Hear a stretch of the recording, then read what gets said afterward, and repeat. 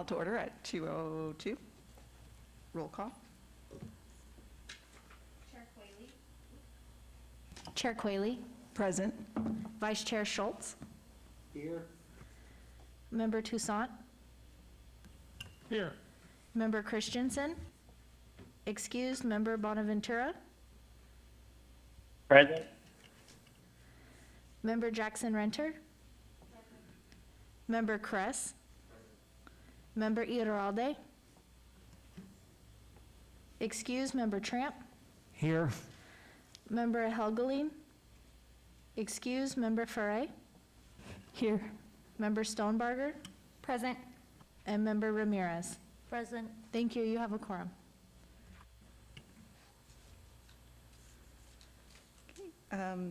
Compliance with open law meeting has been met. Public comment.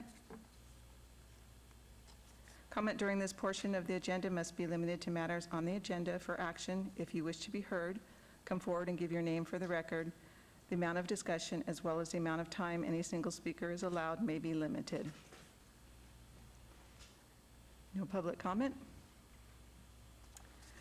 So now we have a few minutes for business.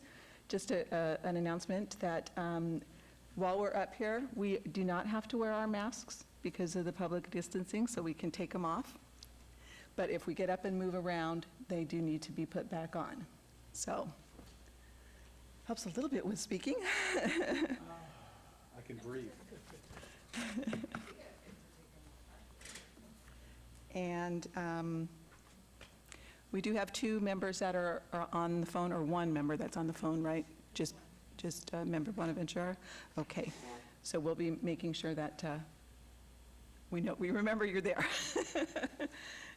Yes, Chair, for the questioning portion, I'll wait till the end and let everyone talk. I can't raise my hand or anything, if that's okay with you. That's great, thank you. And I've already forgotten to do it, but remember to state our names, so I'll try to do that. I don't think, yes, so we have, first we have two presentations before we get into deliberations. So our first presentation is going to be Manetta Lane HOA.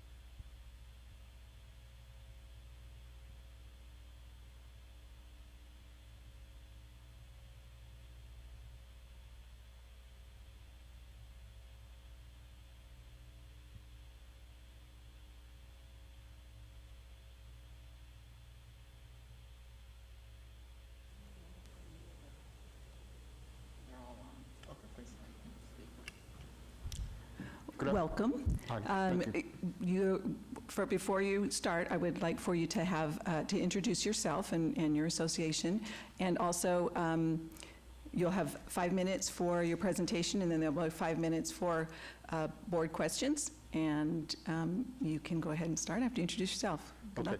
Richard Bowles, Manetta Lane Homeowners Association. We're in Ward 5. We are requesting funds to upgrade our common area lighting. The reasons for this, it's for our common area, the common area lighting.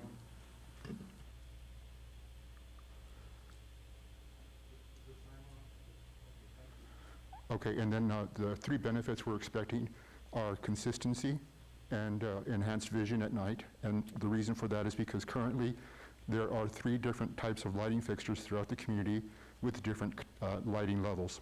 Second, we're expecting our utility bill to go down, and that's a good thing because that'll keep us from having to consider raising the association assessments. And then with a failure rate of less than 3% and an expected lifetime of about 5 years at least, our maintenance costs are going to go down dramatically. And that's all I have.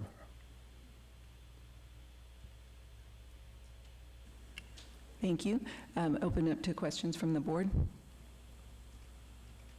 Member Schulman? Richard, welcome to our meeting, and thank you for your brief presentation. Yeah. I do have a couple of questions for you. Sure. So let me get started. First of all, who is MCOR? They are a... Can you speak a little louder, because it's hard to hear with your mask? Yeah, I'm sorry. They're a local lighting vendor. They're down on, God, I can't remember the street, but they're on the southwest side of town. Do you personally have any affiliation with that company? No, none. Okay. All right, let me just, I'm sorry. Larry Schultz, Ward 6 Vice Chair. I apologize for the missing protocol. A little bit rusty after 2 weeks.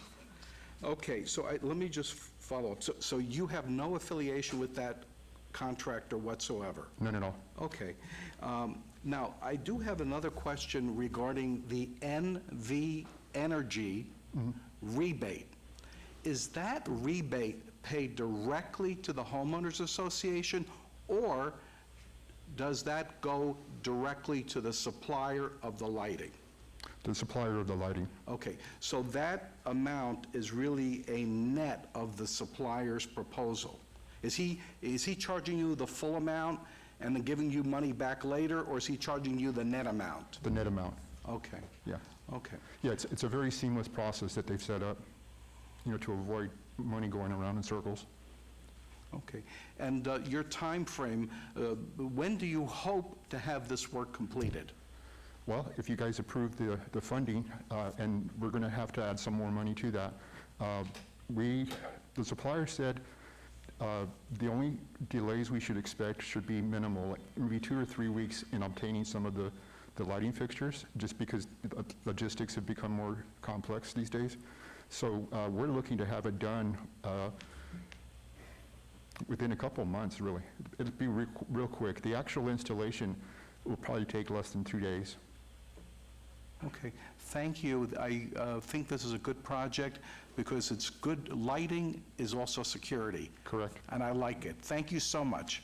Thank you, sir.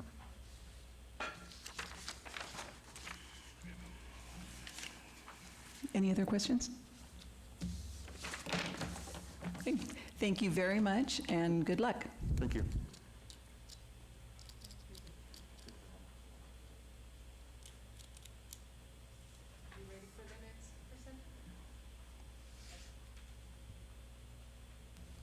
Chair, quickly, I just wanted to check in and let you know that I'm here.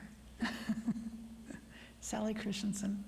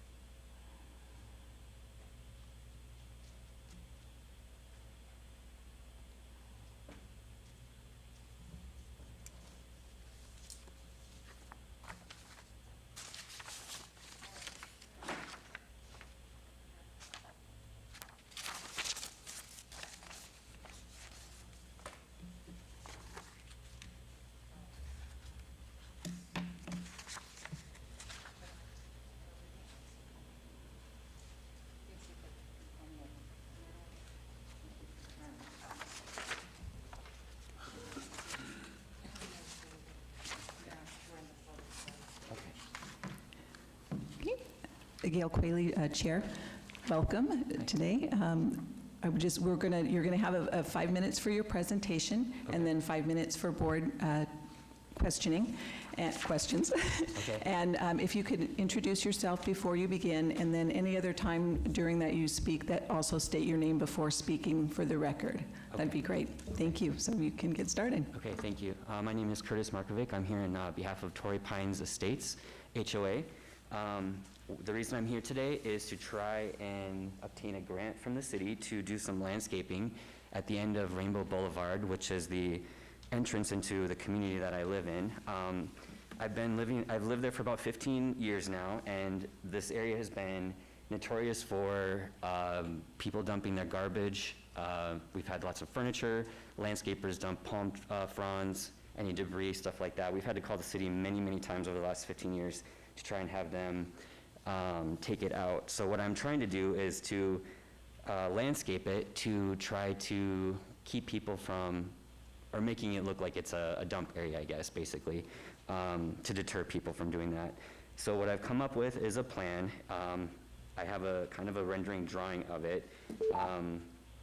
And it basically, Carolina has joined the conference. Okay, sorry. no, that's okay. Continue? Go ahead. Okay. So if you guys can see this, it's just a drawing of it. I'm not. Excuse me, when your mouth is away from the Oh, microphone, I'm we sorry. can't hear you. Okay, so I'll try to point out exactly what I kind of have on I'm this, sorry, and I City- can pass this around as well. City Attorney Brian Scott, if you just put it on that, right on that desk where you were, they Yes. can see it right there. It should be on their screen. Right. Yep. How's that? Right there? Okay. So what I have here is, this is Rainbow Boulevard. It's basically a 7-lane road that goes to nowhere. At the end of it, this whole area right here is all desert right now. It's just dirt. Back here is a fence, and that's where the 215 is. You're not So looking, you didn't we get have up to see landscaping what coming up area. along the side, on this side, which is, butts up to our community, and on this side, there's this open dirt lot as well. So what I've drawn up here is basically keeping the landscaping going around the curve of the end of Rainbow with rock and trees, and then a few islands, 3 islands in the middle with rock and trees as well. The red area depicts red rock, Rebel Red Rock, and then this tan area is basically Chat. So the issue is also we need to keep the area open for if city personnel needs to get back into this 215 area, there's a fence back there. So I've allowed this driveway area to come off of the Rainbow to drive up and be able to have enough room for trucks to drive back and to get into that fence area back to the 215, as well as there's a private property right here of desert, and there's a gate right there, and that would allow them to be able to have access to get into it as well. So that is my plan. So if there's any questions, be happy to answer them.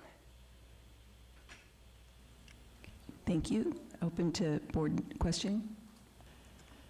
Member There's- Christensen, So go ahead. No, go ahead, Sal.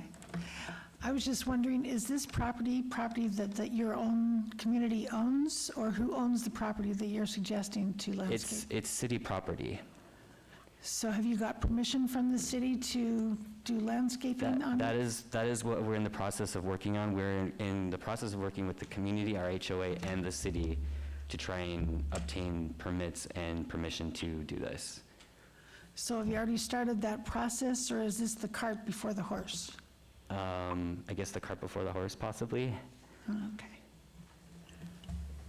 Madam Chair? Member Bonaventura with Councilwoman Fiore's office.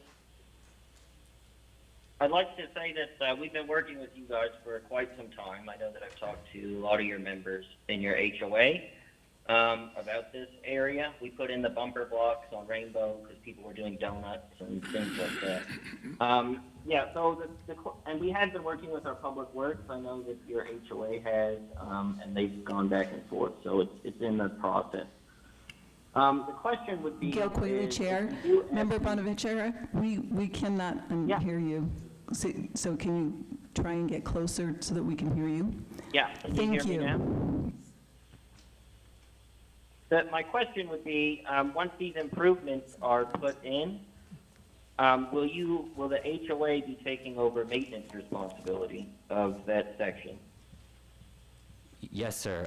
We'll also be tapping into our own water system. State your name, please. Curtis Markovic. We'll also be tapping into our water system as well to be able to water these plants and trees. And yes, we will maintain it and take care of it as well.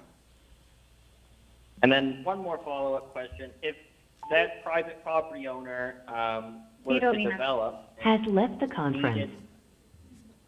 needed more space to gain access, would you be willing to get rid of those improvements if that were to arise, that they needed more access to that property? To Curtis Markovic, correct me if I'm wrong, to possibly change the plans to be able to have more access? Is that what you're asking? If that property owner decided to develop and they needed access, ingress and egress to that property, and needed more space, would the HOA be willing, if needed, to, get rid of those improvements in the future if that was needed? Curtis Markovic, yes. Okay, thank you. Madam Chair, City Attorney Brian Scott, can I ask a Has clarifying joined the question? conference. The gentleman indicated that the property that they're looking to improve is city property? Is that correct? Curtis Markovic, yes. And they would need an encroachment agreement from the city in order to make those improvements.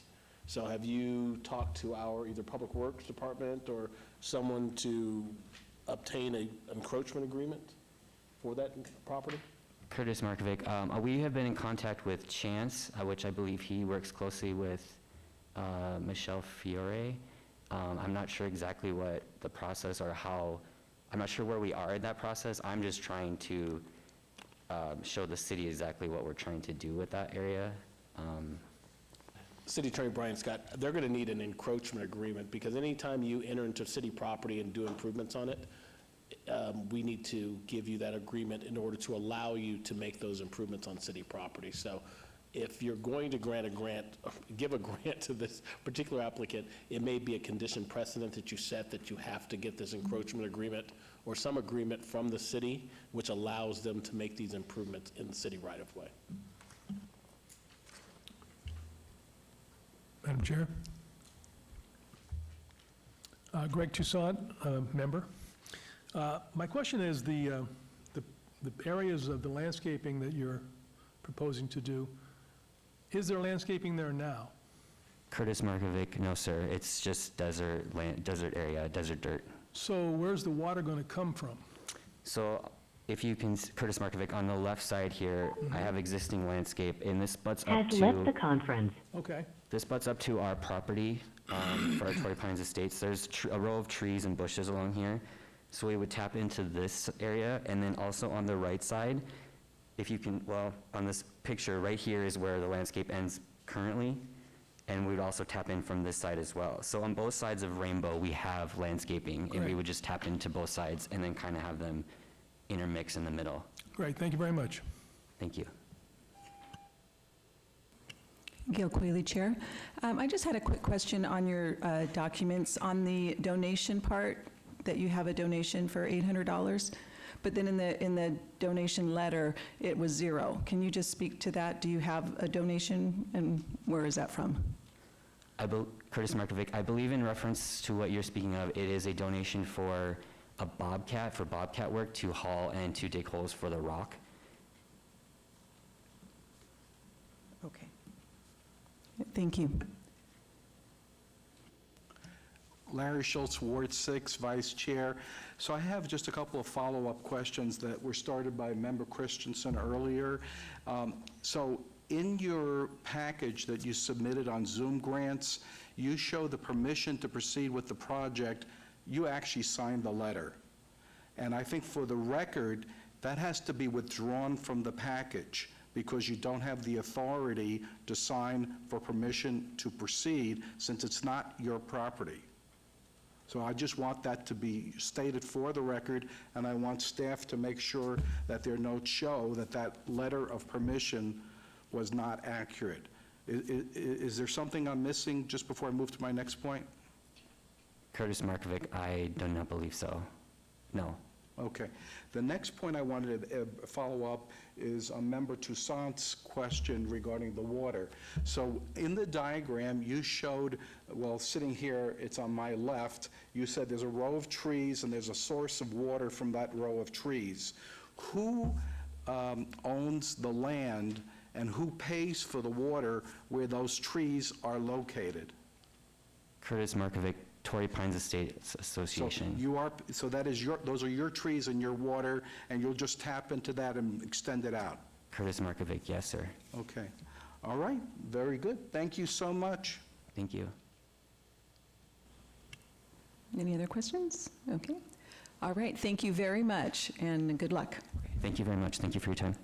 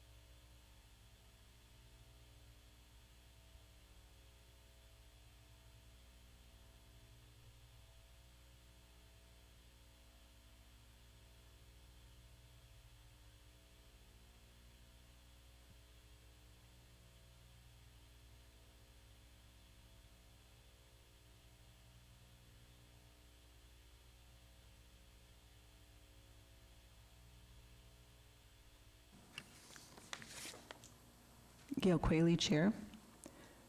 Moving on the agenda. Number 5 is discussion for possible action regarding recommendation of funding for fiscal year 2020-2021 Neighborhood Partners Fund Board projects. I believe we're going to go project by project, and Yes, we can see it, right? each board member will have the opportunity to speak, and we will take a vote on, or a motion, or what, on how much to award or not, and so forth. Alma, did you say you wanted to speak here? Well, I didn't know, I thought maybe you guys, but it's not going to show We very can't hear you. well. That's not going to do anything for you. It's not going to show very well, I don't think. Can you guys see it on your, it's very small, probably. So we can go over each group, the way it is on here. I'm sorry, Alma, I can't hear you. I'm sorry. Okay, so we're going to go over each group, the way it's here, and then we'll decide. You guys can talk about it, and then you can decide, and you can vote. And when you vote, no, this is like, okay, there we go. Madam Chair? Okay, does that sound okay for you guys? Alma, I have a question. Excuse me. Quick. I'd like to know how many projects we have exactly and how much money we have to spend per project. We have 80,000, that states on here, and we have a total of, we had 18, but 2 opt out, so 16. So the math is? I'm sorry. City Attorney Brian Scott, just remember, you need to state your name prior to Oh, your I'm questions. so sorry, I know, I For blew staff and for the board thing. I blew it. Sorry. Okay. Gail Kelly, Chair. So yes, we have the 80,000, and the total that is being requested is 71,590. So before we start, I just wanted to, I know that this year was a little bit different, and, you know, stopping and starting and the pandemic, and getting things submitted, and people had to change their projects, and I know that Alma and her joined the team worked conference. very hard, and, you know, adopting and changing things out. So I just think that, you know, those are all things to keep in mind when we're looking through these things too. Okay, so we shall start with, Larry Schultz, Ward 6 Vice Chair. So I would like to amend the process. Rather than vote individually on each project, my recommendation to the board for consideration is that we discuss each project and our thoughts, and then at the end, we Isn't that what look I for a said? cumulative vote of the entire package.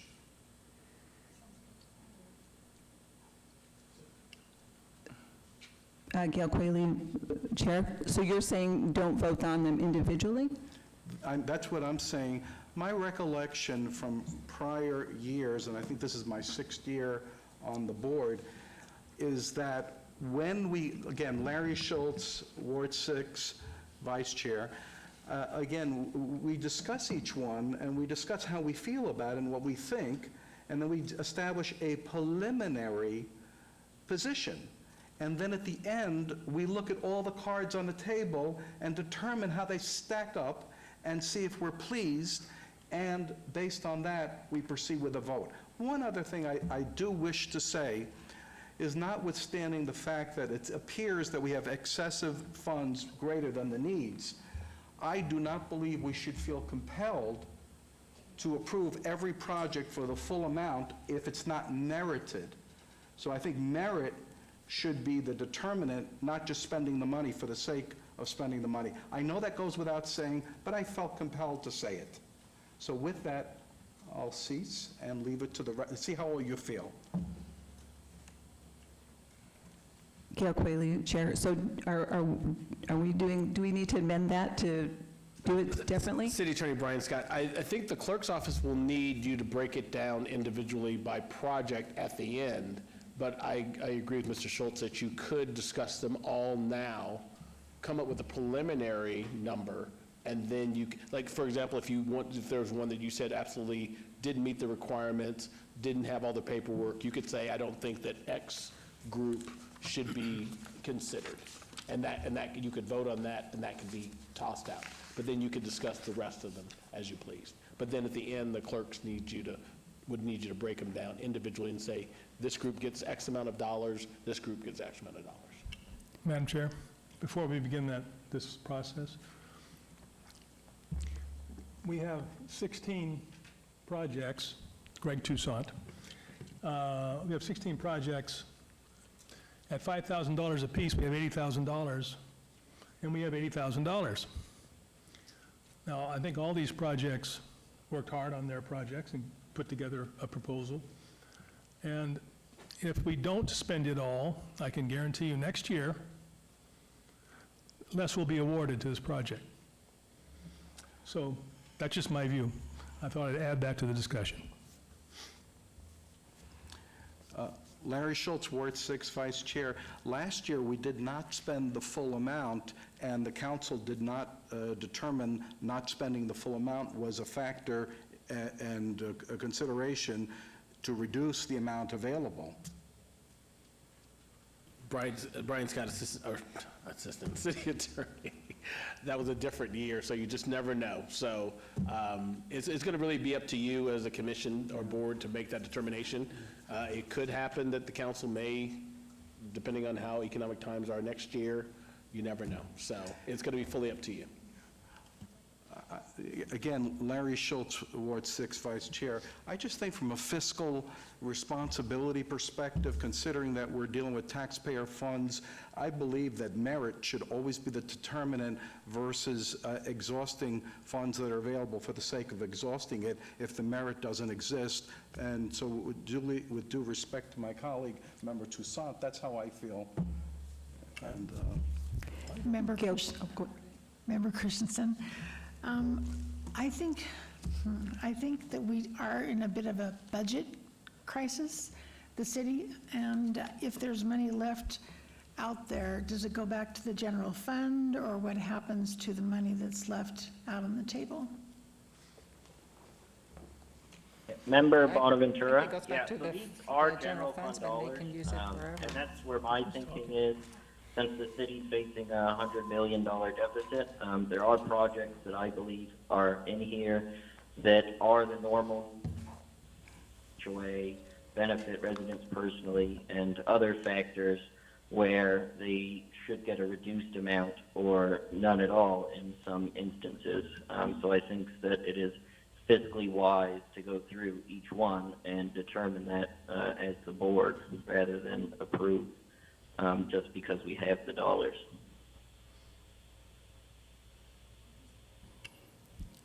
Gail Kelly, Chair. Okay, so as I recall, if the way we did it last year is we went through individually, and we decided a guideline of what amount that project was going to get, if any. Then we moved on. Then at the end, we looked at where we were, because obviously we want to make sure we're not spending more than we have. I know that's not the case here, but, and then go back through just individually and vote on them. Does that sound, okay, so that's what our plan is? Again, Larry Schultz, Ward 6, Vice Chair. Yeah, just, I think, discuss each one, get a consensus, an interim consensus on the value of each of the projects, considering all the elements, based on all the input from the members, and at the end, say, here's what the slate looks like, let's vote on the slate, based on what we discussed, assuming there are no anomalies or whatever. That's what I think would work. Okay. Gail Kelly, Chair. Let's get started, and we'll take them in order, and each member will have the opportunity to speak, and then we'll move on.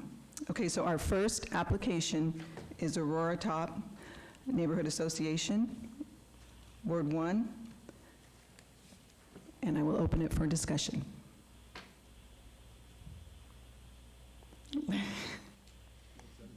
Everybody speak at once. Member Jackson Renter, just in reviewing this and what's going on, I'm just, because of COVID, I'm worried about the block party portion that they're asking for. The neighborhood watch signs, of course, I'm in favor of those. I'm just worried about the block party, just with what's going on, COVID-19. Member Susie? I agree. They did say that they're going to use precautions, but we really don't want to spread the virus more in Nevada.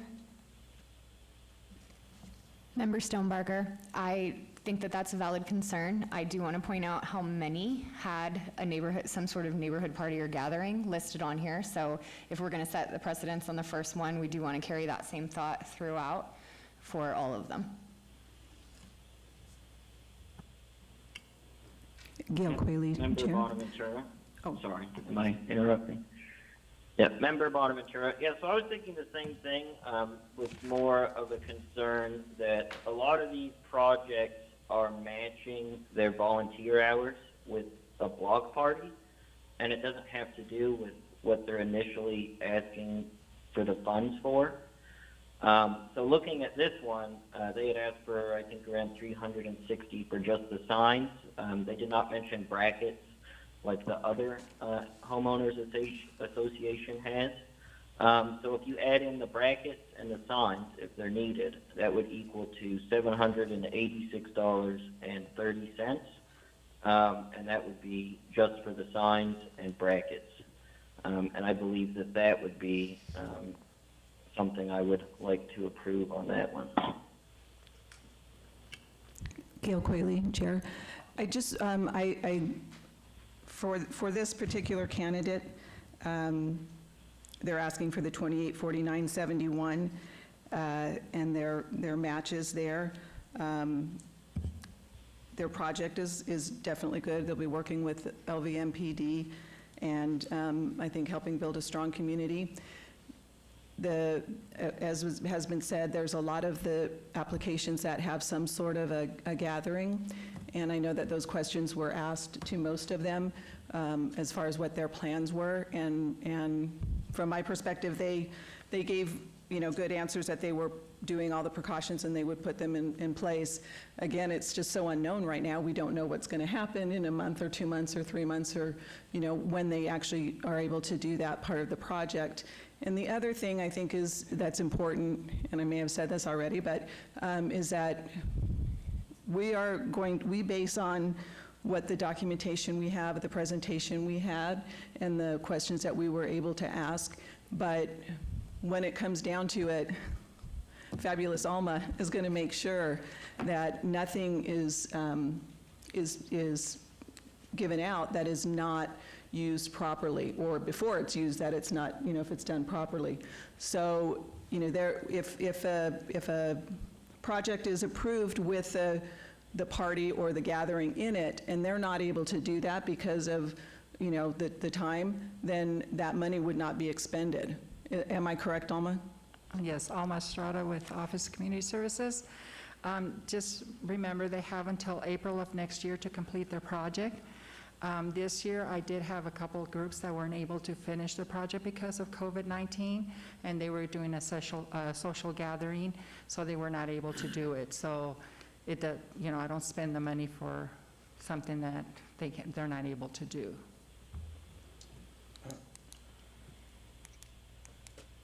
Larry Schultz, Ward 6, Vice Chair. So I just want to make sure that I understand, Okay, Larry, you have the... Larry Schultz, Vice Chair, Ward 6. So I just want to make sure I understand this. Was what I've heard, and please, Chairperson Quayle, correct me if I'm wrong, was the concerns voiced about the COVID health concerns as it relates to the gatherings? Was that the concern? Gail Kelly, Chair. Part of it, yes. Well, and I think Larry Schultz again, Ward 6 Vice Chair, I think you spoke to that, and from my perspective, many of these applications have included within the application some social component, which necessitates gathering. And I think there's nothing, for the record, I don't think there's anything this board can do to trump state or local law, which will always take precedence over any action of this board.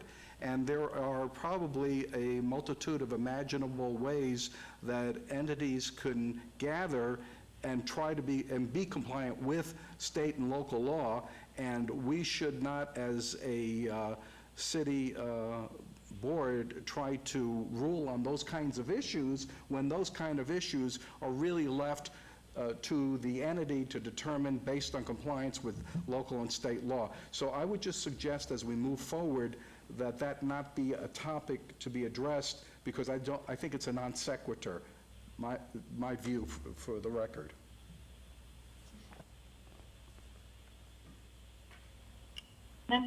Member.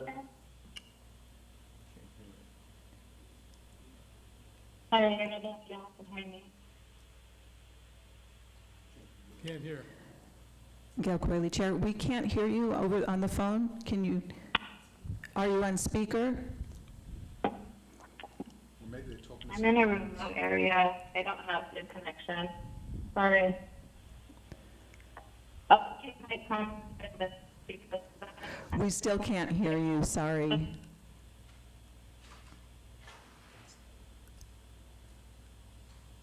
Okay, member of Autoventura. The COVID is a factor in my consideration, but also another major factor is fiscally with the $100 billion budget deficit. I'm more averse to approving parties and gatherings that aren't directly related to the improvements of the project. And so I would be opposed to any social gathering that isn't to maybe start off a neighborhood association where it's their first year or things of that nature. But approving, a couple $1,000s for a party for 100 people is not fiscally responsible, in my opinion, during the Has left the conference. With the circumstances surrounding the budget shortfalls we have going on this year and expected to progress throughout the next couple of years.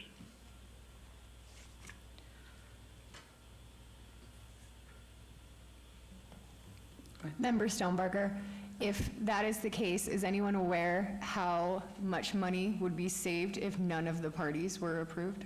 Would we be able to figure that out in this meeting? Pretty substantial, I think. Member Christensen, my concern with so many people asking for money for parties is there's one application in here that has asked for money for their social gathering year after year after year after year. And I think if they're doing something community-based, like these guys are on the front end as far as their neighborhood watch signs, I think that's so awesome if they're doing something for their neighborhood.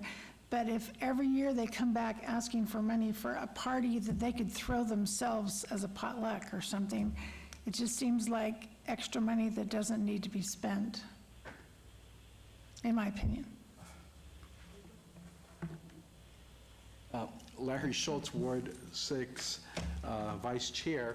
So Member Christensen, that's an interesting point, and I know we're supposed to go through this application by application, so we've already deviated from that, and I suggest we get back to that. But we even had one of the presenters that said in their presentation, and I plan to bring it up during the discussion of that application, that they were told in some prior period, whenever that was, in some prior year, oh, if you don't have a match, just throw in a party and, you know, the volunteer hours will get you to that. I recorded that in my notes, and I actually was shocked to hear that, because, you know, I would say, and I didn't think, Alma, you ever told anybody to do that. No. But somebody reported that in this meeting, and I think it was in our first session. So I share some of the same concerns that Member Christensen has as well, and I think that's something, we have an agenda item that we look at the process, and I suggest that that be reserved for that agenda item unless the matter specifically comes up in a unique application where that matter arose in the application. But we do have an agenda item for the process. So that's my recommendation to the chair and to the board.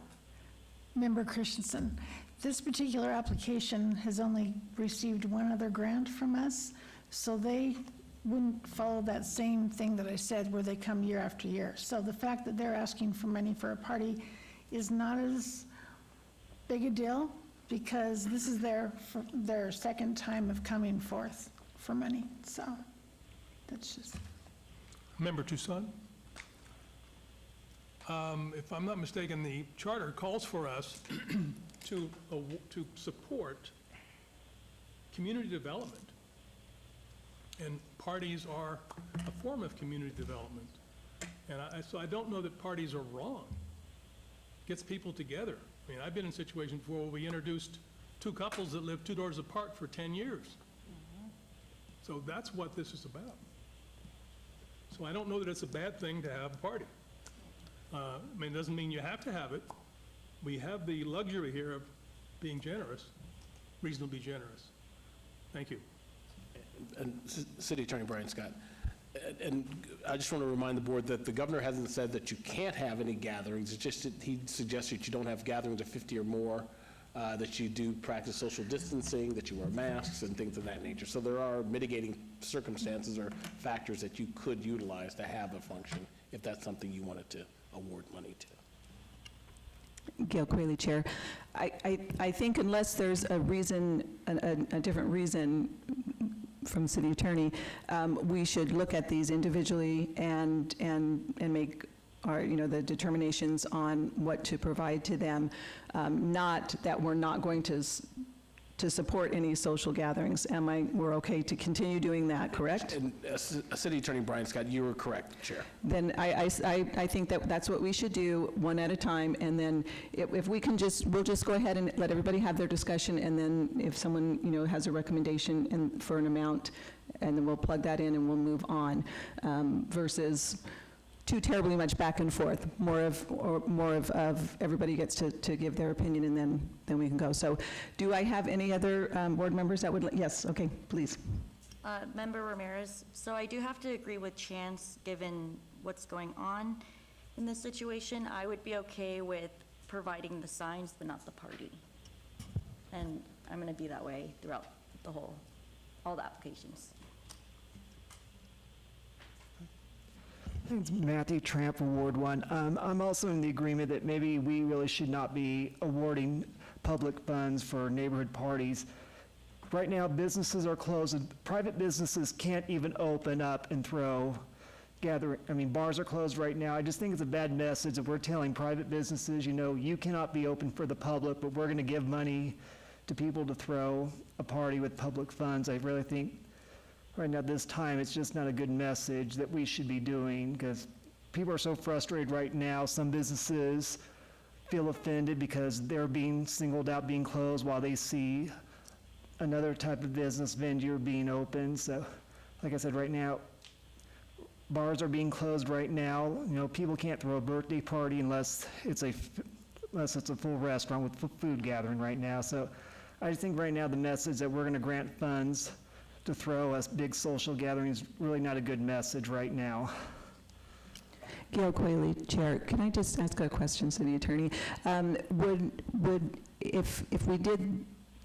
some of them were done on these social gathering on a contingency, based on what's in place at that time? I mean, obviously. City Attorney Brian Scott, currently on the governor's 27th, I think he's on his 27th directive with regard to gatherings and closing of businesses and things of that nature. He has laid out guidelines that we've talked to the Attorney General's office with regard to what type of gatherings could occur and what those gatherings should look like. They've indicated to us that it can't be more than 50 people. If it is more than 50 people, you have to have 50 people here, separated by a physical barrier of 50 other people, separated by a physical barrier of 50 other people. Those 50 people couldn't mix with the other group of 50 people, separate bathrooms, separate entrances, separate everything. So that would be kind of difficult for some of these associations to comply with. I know that many of the times you asked when they had a social gathering listed as part of their application, you did ask if they were going to practice social distancing and were you going to adhere to the governor's directives. They all indicated yes. It's really up to you. If you think that this is something that you'd like to fund at this particular time, that's something you can fund. If you think that they can, of course, we're going to put the contingencies in that they should adhere to all social distancing and mask guidelines and things of that nature. If you think they can do it, great. Grant the money to them. If you don't believe they can and you don't believe this is the right time to do it, you're within your ability to not grant them funds for a gathering. Gail Kelly, Chair. I guess just a clarification on that. It's not, obviously they're not going to have those parties tomorrow. They could be 3 months or 4 months down the road. Mm-hmm. So I'm just saying it might be different in 3 months or 4 months. So that contingency would be on what that time frame is, and that would be on Alma. Right. Alma Estrada with Office of Community Services. Let me just remind you that they have until April of, I'm sorry, I have my mask on. Just remember that they have until April of next year, 2021. We don't know what the future holds for us. We don't know what's going to happen. But I can say that I had a couple groups, because they couldn't do the social party. They did newsletters, and that was another way to get all the neighbors together to let them know what they did in their positive in their projects. And that might have been a good thing for people to hear. I think they're just trying to spread the good news as far as, that they're doing something positive in their neighborhood, and they want to get to know people, their neighbors as well. Just a thought. Larry Schultz, Vice Chair, Ward 6. So let me try, because we have different views and we do need to press on. Let me try to maybe sum it up. So I think the issue of quote-unquote party or social component is a policy issue that we can discuss under the policy agenda item.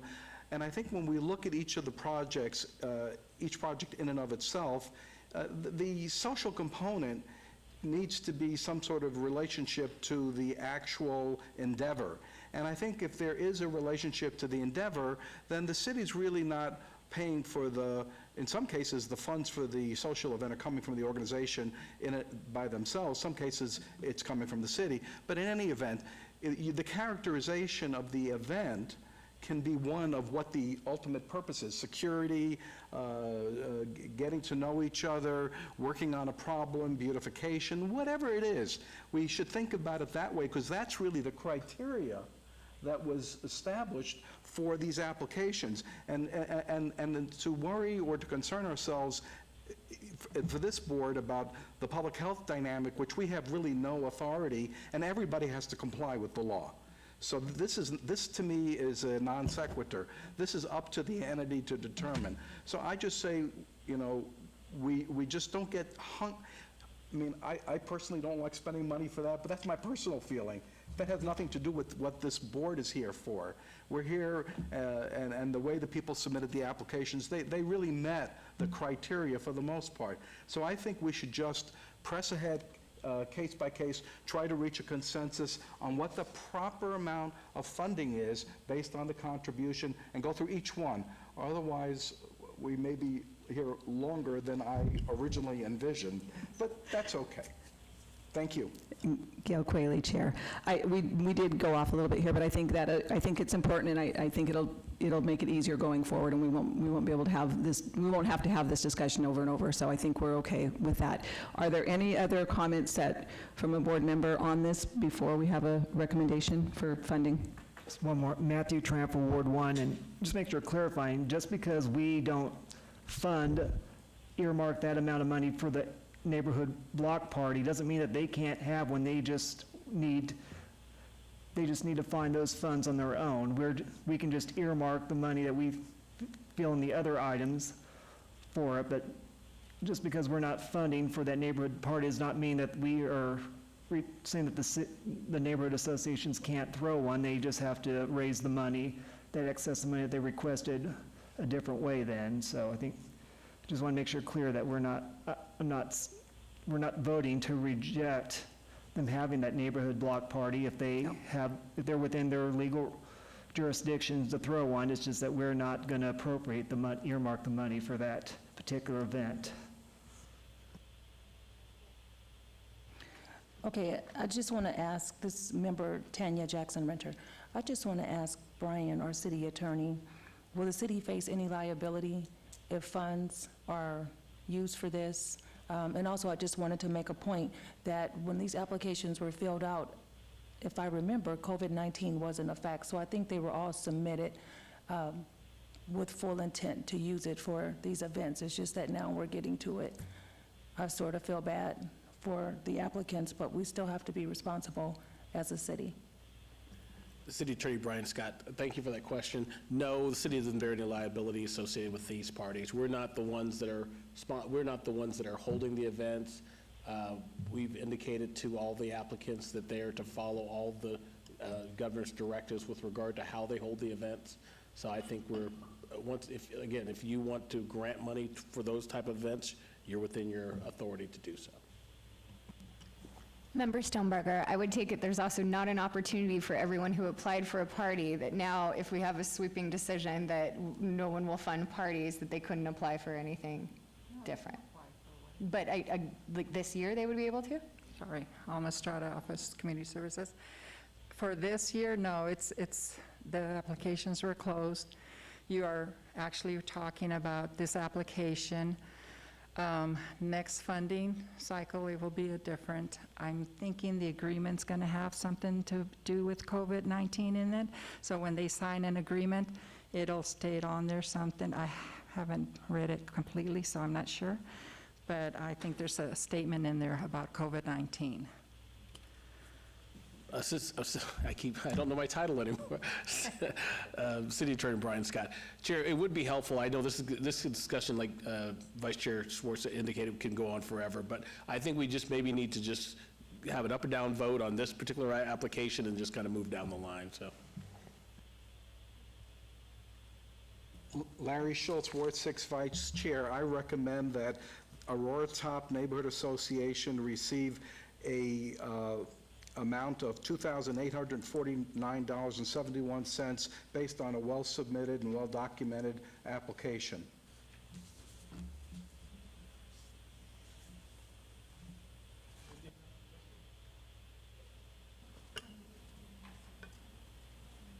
Member Autoventura. Can you hear me? Yes, go ahead. Yeah, so I won't be supporting the full fund. I would support supporting the money for the signs. And I know they didn't put brackets in there. If they needed those, if you calculate 20 brackets at $23.50 each, the total amount would be $786.30. So that's what I would be supporting. Member Stonebarger, would it be all right in case Member Bonaventura's number is off, that if that is the motion to approve the signs and brackets, that it's approving the signs and brackets for whatever cost they are? City Attorney Brian Scott, we currently have a motion on the floor, so we'll need to vote that motion. If it passes, then it's a moot point, but if it doesn't pass, then we can go with another motion. Gail Kelly, Chair, do we have a second on that motion? Stonebarger, second. Restate the motion? The motion is, Larry Schultz, Ward 6 Vice Chair, the motion is that for Aurora Top Neighborhood Association for Neighborhood Watch Sign Project, that we, again, these are all interim till we get to the cumulative final vote, but they requested $2,849.71. Their application was documented, well submitted, well presented, and I recommend that we accept their requested amount. Member Stonebarger, second. Okay. Gail Kelly, Chair, we have a motion and a second.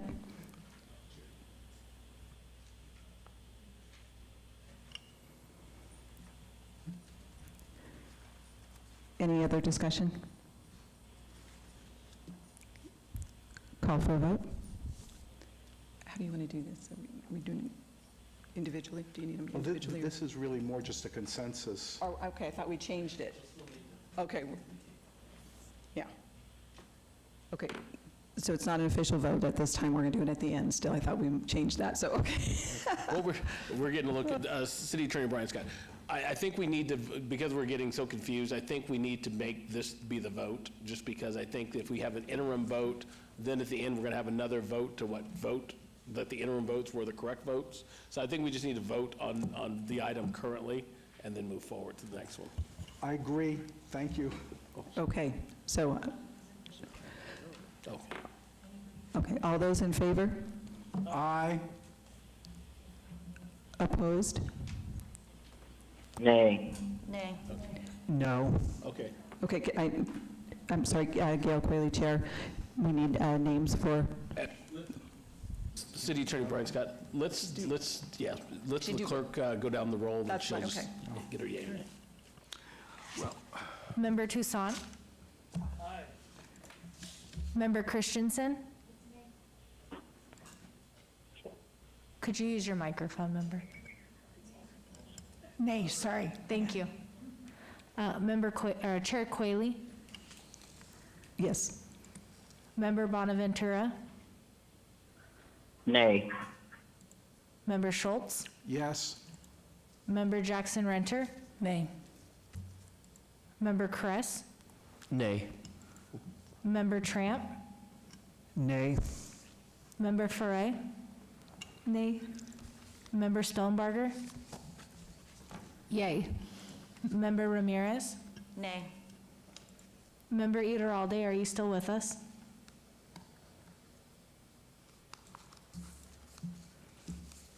Okay, that motion failed. City Attorney Brian Scott, Chair, now will need another motion. Member Bonaventura, I'd like to make a motion to approve $786.30 for neighborhood watch signs and brackets.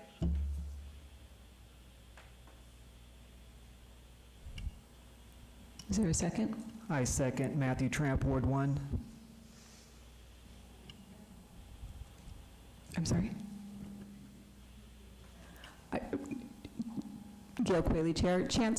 Bonaventura, can you repeat the amount? $786.30. Thank you. Okay, there's a motion and a second. Further discussion? Take the vote. I have a question. Sorry. Can you explain how that number was arrived at and what it represents? So the HOA asked for $360. Can you speak louder? The HOA asks for $316.30 for neighborhood watch signs, and there's 20 of those. And then it would be 20 brackets at $23.50 each, and that would be the $786.30.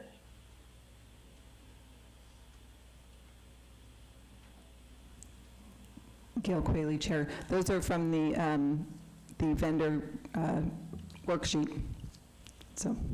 Right, I'm going off what the other HOA submitted on the cost of brackets. Thank you. Gail Kelly, Chair. Call for a vote. Was it seconded? Member Toussaint? Aye. Member Christensen?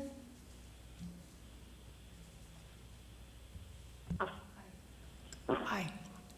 Member, Chair Quayle? Yes. Member Bonaventura? Aye. Member Schultz? Yes. Member Jackson Renter? Aye. Member Kress? Yes. Member Tramp? Yes. Member Ferre? Aye. Member Stonebarger? Aye. Member Ramirez? Aye. Thank you. That motion passed. Chair, if I could, I'll get my title right one of these days, Chair. Jeff just told me there's a button near all of you that's a white button that has like a little indentation that you can push. Please don't push that button. That's the emergency button. So somebody up there pushed it, and the marshals came in here thinking that there'd been an emergency. So if you can, please do not push, and it's right here near your knee. There's a little white button on your, so see, there's a white button on the no, side. not me. Please do Well not over push there. that button.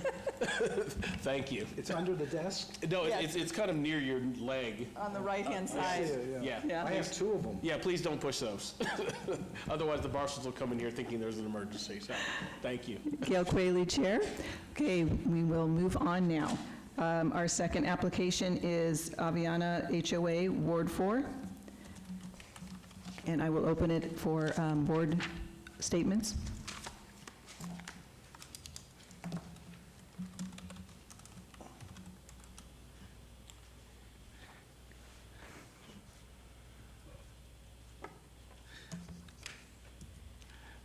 Larry Schultz, Ward 6, Vice Chair. So Aviana, this is the association that actually said that they were told to throw in a picnic to get the match, that somebody told them that. Of course, they also said that, due to the COVID, they're not sure if they're going to have one.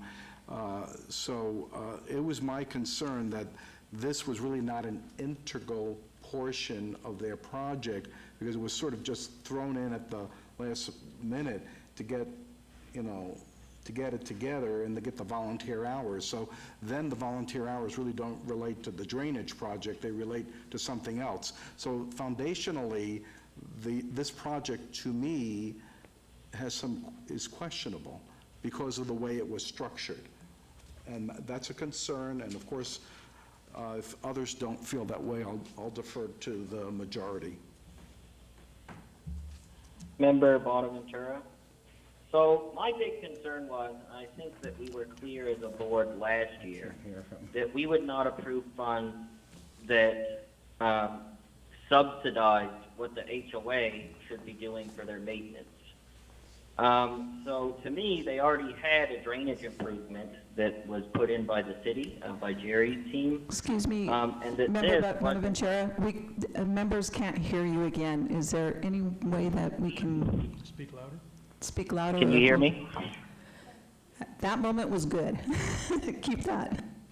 There we go. Okay. So my concern would be that this HOA isn't asking for new improvements along the public right-of-way or a common area. What they're trying to do is subsidize their maintenance responsibilities as their HOA. And I think we were clear last year that we would, and we did vote that on different projects, that we would not vote for deferring the maintenance responsibility that the HOA was already supposed to be doing. So I would not support funding what the HOA should already be doing themselves, maintaining their easements and property. Member Stonebarger, if parties are not approved and maintenance, increased maintenance items are not approved for an HOA, what would an HOA qualify for this year?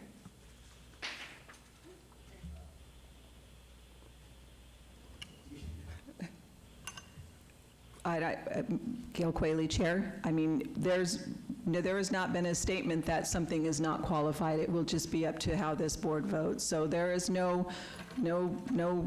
that there are no parties allowed. That has not been a decision and should not be a decision going through the rest of the applications. So everything is still on the table. Greg Toussaint, member. I still am hung up on the idea that we're supposed to be supporting communities to build a sense of community within their communities, to actually make it a better community, not just in how it looks, but how it functions. And parties are, and I speak on a lot of experience in this area, are a major way for communities to build a relationship between their homeowners. So I don't think a party that does that should be denied. Thank you.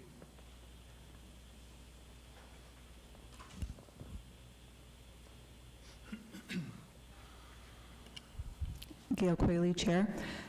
On this particular project, they've done quite a bit already. This is a second phase. They're requesting $5,000.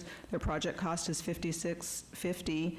And they have a documentation for $49.50, not including any kind of a party, so this is strictly on the project itself, the renovation, sorry, my abbreviations.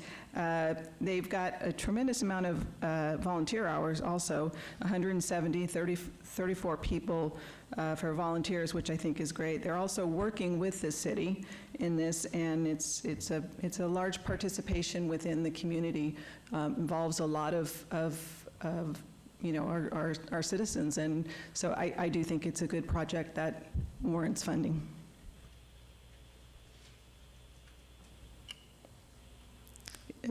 Gail Kelly, Chair. Any other comments or statements? Okay, Member Bonaventura, I'd like to, I believe that the first phase of their project had already been done. The capital improvements that were put in by Jerry's team are already done. What they're asking for is us to pay for the maintenance of their drainage area. And us as a board last year and this year going forward, I believe we came to the consensus that we would not subsidize what an HOA was already supposed to be maintaining themselves.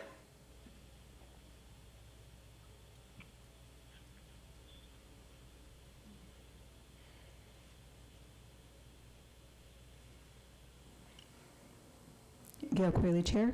Any other comments? Do we have a recommendation?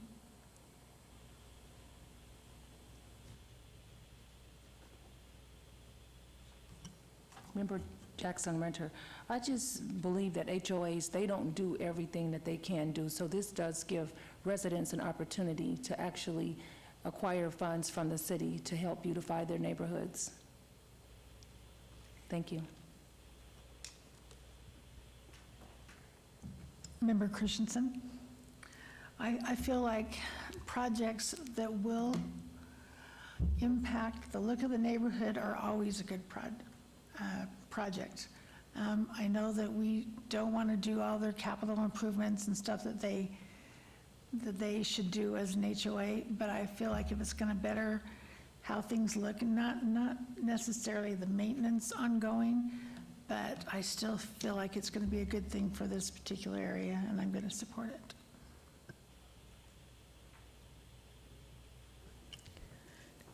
Gail Kelly, Chair. I'll make a motion to fund the Aviana HOA for the requested $5,000.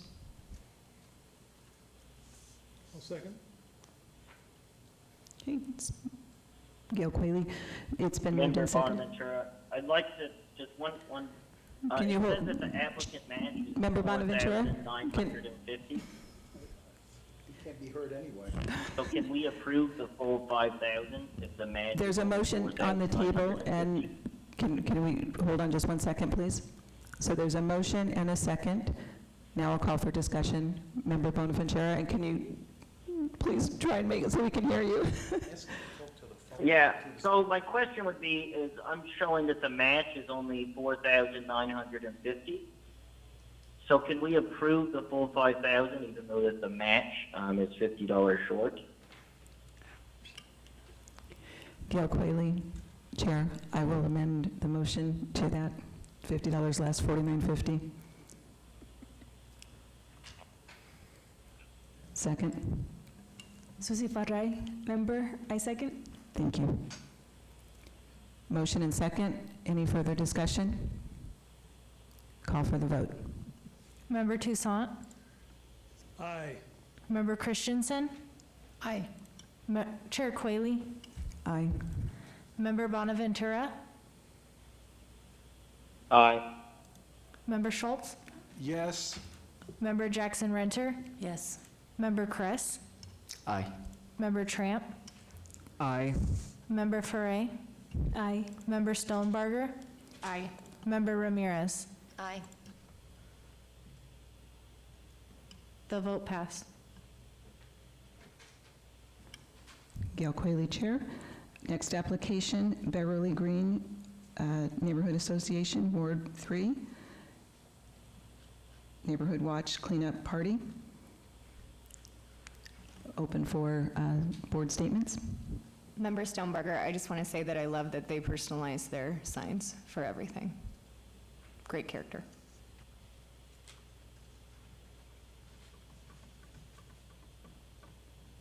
Larry Schultz, Ward 6, Vice Chair.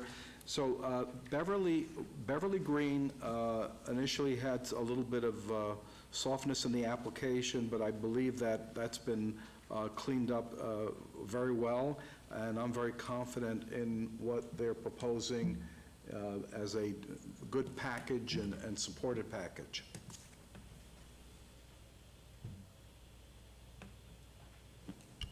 Gail Kelly, Chair. Member. Sorry. Member Bonaventura.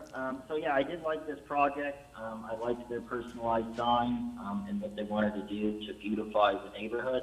The one issue I had was the $1,000 for party supplies for the party.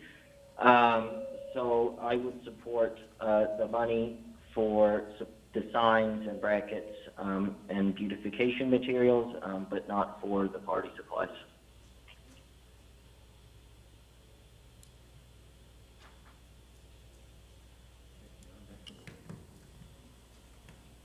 Gail Kelly, Chair.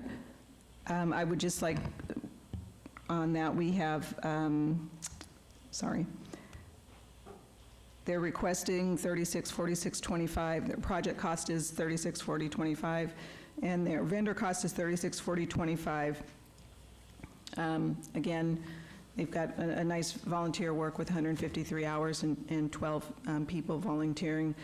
So let me just look really quick at what the cost of the picnic is and see what that would be. Did you already look at that, Chance? Yes, the party supplies are $1,000.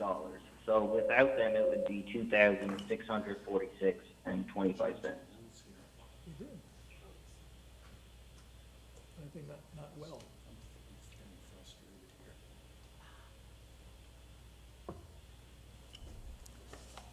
Okay, are there any other statements or discussion? Did you want to make a motion? Do we have a motion for the party supplies of $1,000, so $1,000 less? Member Bonaventura, motion to approve Beverly Green Neighborhood Association in the amount of $2,646.25, for their Neighborhood Watch window decals, Neighborhood Watch booklets, Neighborhood Watch participant guides, and Neighborhood Watch sign and brackets. Second? Matthew Tramp, Ward 1, second. We have a motion and a second. Any further discussion? Call for the vote. City Attorney Brian Scott, can you just say it all in favor? Because I think that most of you are probably in favor of it, but. All in favor? Aye. Aye. Aye. Opposed? Nay. Nay.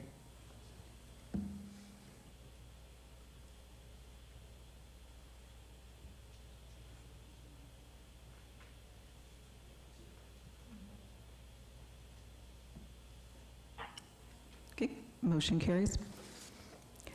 Just before, I think I may have figured out a part of the problem with the phone. If us on the table here need to make sure that we turn our mic off after we speak, I think that makes a little bit of a difference, so we'll just try and do that better so we can hear you. Okay, our next application is Buffalo Coalition Neighborhood Association, Ward 1, the planter box beautification. So I will open it up for board statement. Larry Schultz, Ward 6, Vice Chair. So Buffalo Coalition had a provision to rehab a property which appears to be a private property owned by Janae Wrights. And I did not understand the connection of the rehabilitation of the private property, and I just wanted to get staff and legal opinion on why the city should be paying for the rehabilitation of a private property, not, I mean, it benefits Buffalo Coalition, but it's not owned by Buffalo Coalition. So it's almost like, my impression, it's a third-party ownership. Now, if I misunderstood that, staff, please correct me, but I thought that was like a third entity. Alma Strada with Office of Speak into Community the microphone. Services. I think what they're trying to do is, the planters are like in their entryway as they drive into their street, and they're just trying to improve it so it looks nicer as they drive into their street, just kind of like when they put their signs up to let them know that it's Buffalo Coalition neighborhood. I think that's what they're trying to do. In the past, we have had some projects where they do boulders, so they put them on a piece of property that it's either, could be city-owned or privately, and they put them there and it says, welcome to so-and-so neighborhood. That's what they're trying to do. They're just doing it because there are planters already there. There's nothing else they can put there. Larry Schultz, Vice Chair. Thank you, Alma. I understand that they're trying to improve the appearance of the property, but and I understand a benefit inures to Buffalo Coalition to do that, but a benefit also inures to the private property owner that's not part of Buffalo Coalition. And I just don't understand, from my perspective, I understand what they want to do and I understand what it looks like. I just don't understand the logic from just a justification, legal perspective as to whether that's within the scope of this board. So maybe I can get a legal opinion on that. City Attorney Brian Scott, I know what you're talking about. I think you have another application coming up that's similar to that. I think we explained last time that because that's the entry feature, I think there's another application where the wall of the HOA wall is kind of bisecting the person's property. You have maybe a 5-foot border on the exterior of your property that you never see, but you're still obligated to take care of that section, or you leave it up to the HOA to take care of it. This is the same type of situation, Alma, you can correct me if I'm wrong. Yes. This is their entry feature. This is the entryway into the community. That the woman who happens to own the property on the other side of the wall happens to have that as part of her property as well. She maintains it, but unfortunately, it's not being maintained up to the community standards, and they now want to try to maintain that entryway into their community. So yes, it is benefiting her property in particular, but it also benefits the community as well because that's the entry feature into their community. And you are able to do it because she's giving permission for them to, and I'm sure the sign that says Buffalo Coalition is probably on her wall as well. So this is kind of adding into that entry feature into their community. Thank you. Okay. Gail Kelly, Chair. Just on that too, that I just know from working with HOAs and stuff, it comes up, not all the time, but it does come out often where there's property lines between the HOA, the common areas, and a private property, and an agreement, you know, and it's usually the HOA that ends up taking care of that. So, which works out nice as long as they're in agreement.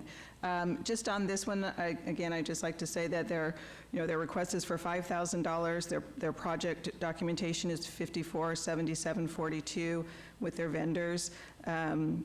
This group has a tremendous amount of donations, 16, totaling $980 from their community, as well as a lot of volunteer hours, 185 and 12 people. It's a large community participation and donations, and I think it does benefit beyond just their community as well. I think that's a nice extra too. There's a lot of other people that will benefit by that. So. Member Stonebarger, I also want to point out that this is a neighborhood association, not an HOA, so there are no dues that are going towards that planter currently.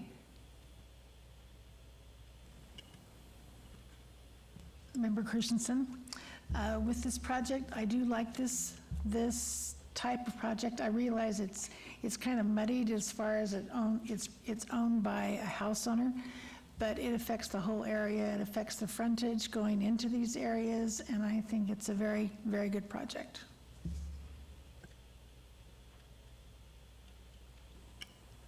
Do we have a motion? Member Stonebarger, I move to approve the Buffalo Coalition Neighborhood Association application as stated, as applied. I don't know how else you say it. With what? Second. For $5,000. Member Christensen, I second the motion. Okay, we have a motion and a second. Any further discussion? Yeah, Member Bonaventura, I would just like to add that I know we have denied in the past, for instance, I believe this was 2 years ago, a HOA who wanted to paint each homeowner's garage. But I think in this particular instance, since the planter is a major feature of the public right-of-way and faces the street and the entrance of the neighborhood, that the benefit would benefit the whole community and everybody who drives by, and so I would be in support of it.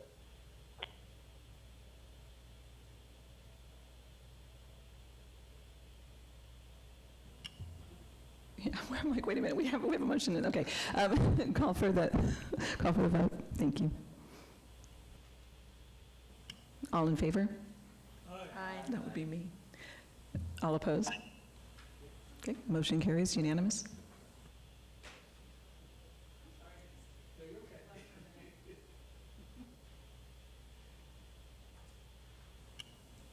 Gail Kelly, Chair. Our next application is Crestwood Neighborhood Association, Ward 3, tree project, and I will open it for board statements. Member Susie Farray, I'm not going to participate in the voting for Crestwood because I do live in Crestwood. Member Stonebarger, I really liked this project and I liked how much collaboration they had already laid out. They had already spoken with Public Works and Operations and Maintenance departments, and they were working with, I think it was also UNLV and the Cooperative Extension, so I thought they had a lot of support for the maintenance of this project.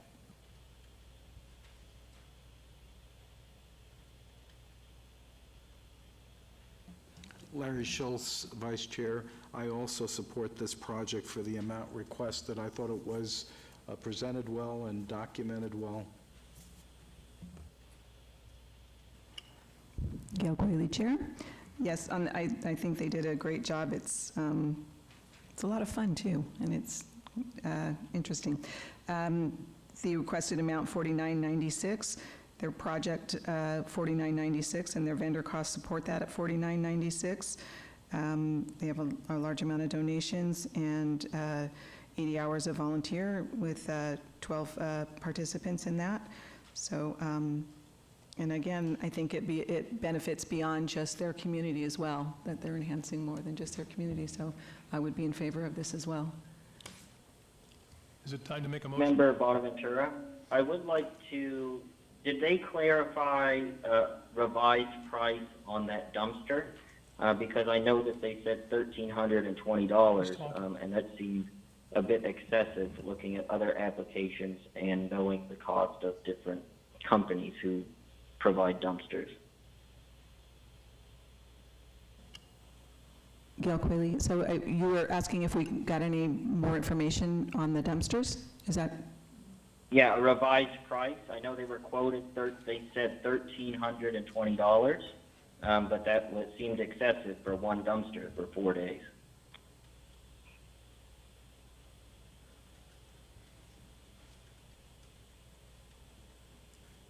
Alma Estrada with Office of Community Services. I don't recall this one being asked to resubmit a new quote. That would be my bad if I missed it. Gail Kelly, Chair. I think that what the response was that they were going to check and see if they could get a lower price, and that they would get a lower price if they could. Larry Schultz, Vice Chair, my recollection is similar. I didn't think, because I had a running list of action items, of affirmative action items that people agreed to take, and they just acknowledged that, yes, they could try to get it for less, but it wasn't like an action item where they'd have to present it in order for the application to be processed. So I kind of felt that that was a secondary matter to be looked at if and when the application was approved. And of course, if they can get it for a better price, and staff, I'm sure, will remind them, you're not going to pay for it anyway, the higher price. Right, Member Bonaventura, looking at the other applications, they got 5 Republic Service dumpsters for $451.89 each. And then just looking around, for instance, on the Western Elite website, they can get one for $375 for 15 days. So my recommendation would be that we approve $500 and allocate that for a dumpster, so that they are bound to not spend the $1,300 if there was a high price quoted to them. Madam Chair, can I make a motion? Greg Toussaint. Yes. I move to approve this project as requested, the $49.96 or whatever it is. $49.96. Thank you, Stonebarger, $49.96. second. Gail Kelly, Chair. So we have a motion and a second. Any further discussion? Call for the vote. All in favor? Aye. All opposed? Motion carries unanimous. Next application is Desert Shores Racquet Club, Ward 4, and I will be recusing myself from this as I'm on the master board at Desert Shores. But Larry Schultz, Vice Chair. Any comments or observations from board members on the Desert Shores project?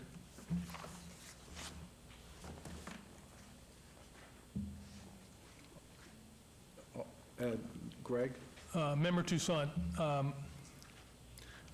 my wife is on the board of directors of Desert Shores, which is the master association over top of Racquet Club. So I will be abstaining as well. Thank you, Member Toussaint. So we have 2 recusals. Let's go back to the question at hand. Members, do you have any comments or observations? Anyone? Just speak up. Okay. Member Bonaventura, just to clarify with Alma, this is the one with the dock and the electrical enhancements that they wanted to put in? almost out of the Office of Community Services. I don't have the application Alma, with me speak at the up, moment. please. But yes, I'm thinking they're doing the security. They're doing a electrical service and security project. So regarding this Member Bonaventura, regarding this project, they wanted to put in the electric power and lighting along the boat docks. For the boat Unfortunately, docks. with this one, after asking the applicant if the public is allowed to utilize those or benefit from them, he said no, it was only the HOA. So in this instance, because it's not benefiting, the public or the community, I'm averse to passing something that's just going to benefit a few boat owners in the HOA.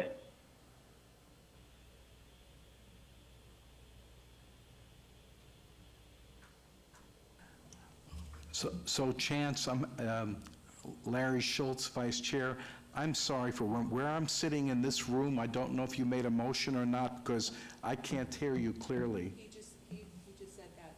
Did you hear my justification on the electrical? It's for the boat docks. Gail Kelly, Chair, can you just repeat basically what your comment was? I'm sorry. I think Right. if everybody I'm has sorry their about mics that. turned off, we can hear you better. So if everybody turns off their mic while he speaks, that would be great. Okay. Member Bonaventura, I believe this is the one where they wanted to put in the electrical lighting and charging bollards next to the docks. And after speaking and asking the HOA if this was open to the public, they said no, this was just for the HOA and boat users. And because of this, as it's only going to benefit a few of the boat owners who utilize the boat slips, I would not be in favor of supporting it as it doesn't benefit the whole community or the public.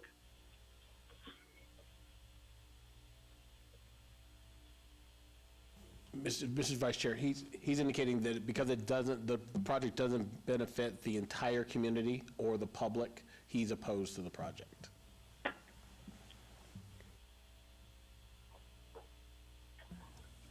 So Chance, Larry Schultz, Vice Chair, so are you saying that your view is that it does not benefit the entire community? Yes, I specifically asked the HOA, the representative, if this was open to the public, and he said that no, it was just the HOA owners. And I would assume that the people only utilizing the docks are the ones who own boats. So it would be a very select few who this would benefit. City Attorney Brian Scott. So, Mr. Vice Chair, he's indicating that even though it benefits just that community, it's even made smaller because it's only benefiting those people with boats, and it definitely does not benefit the public. So therefore, he's opposed to the project. Okay, I understood that, but that was the proposal of the community, notwithstanding the extent of the benefit, because any project benefits some more than others. So, Member Bonaventura, do you have a motion, or is that just a comment? Yeah, I'd like to make a motion to deny this application, the entire amount. If it fails, then we'll see where it goes, but that's where I'm at right now. So that's my motion.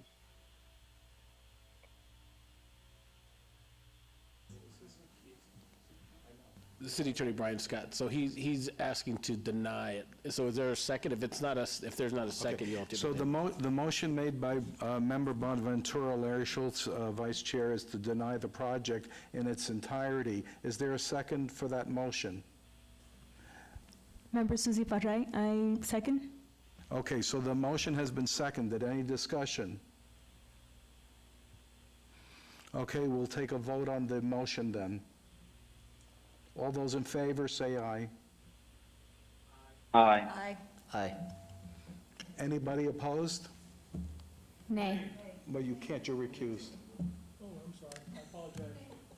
Okay, okay, Okay, the motion carries, project denied. Can we identify the members who voted nay? Stoneberger. That you do want to identify the nays? Yes, Okay, please. so for the nays, please open your microphone and speak up that you said nay. Stoneberger.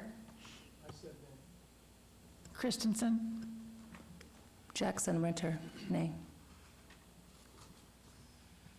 Greg Toussaint, nay.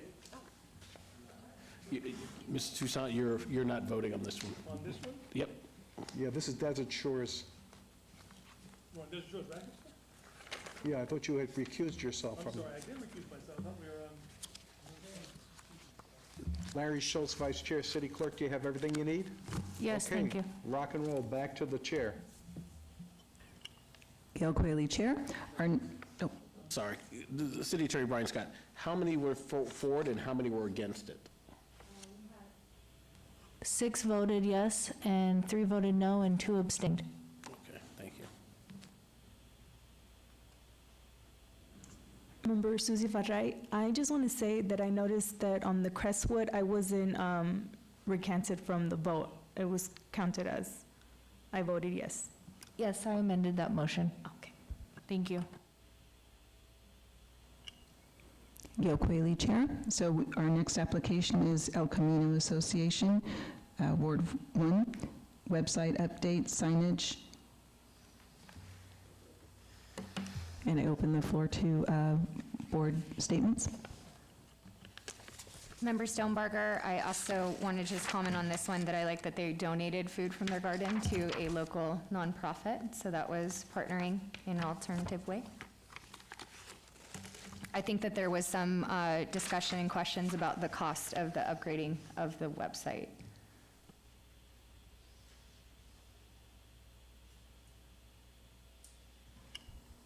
Any other comments? Okay, Gail Quayle, Chair. Member Bonaventura. Oh, Go ahead. sorry, are you talking? Okay. My concern would be that they're using one of their people they know. They didn't put any of the website design out for bid or get different quotes from other individuals. They just went with someone they know, and it was my assumption that or interpretation that it was their friend. So I'm a little bit opposed to where they got that amount and if that is a good amount for this project. I'd like to know what the other board members think.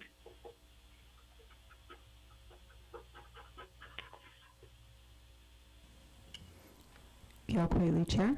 I'm just looking at their vendor costs, and so the website is $1,500 to upgrade their website. I know that that's not a unusual amount. It's actually a pretty fair amount. You could get it cheaper, you could do it yourself, but it's that you get what you pay for a lot of times scenario. Member Christensen? This particular application, I've noticed that they're requesting $35,77.74, but they have a minimum of $2,000. And it seems like if we were to go with the $2,000, they could maybe do the website the way they want and save costs on the other end as far as flyers and different things. And they've given us a lot of leeway there with their application as far as what we could give them on this proposed project.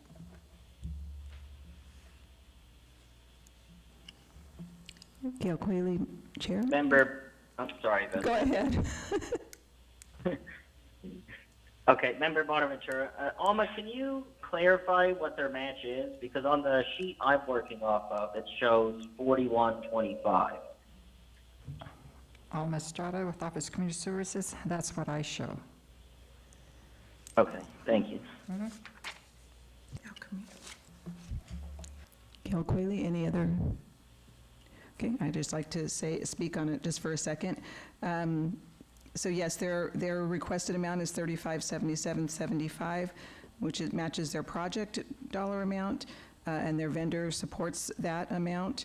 They're $500 donations. Again, they have a lot of participation, 145 hours of volunteer, 12 different people, and their matches is complete. I really do also like what they give to the community as a whole, and with food and the options and the opportunity and what they're trying to do.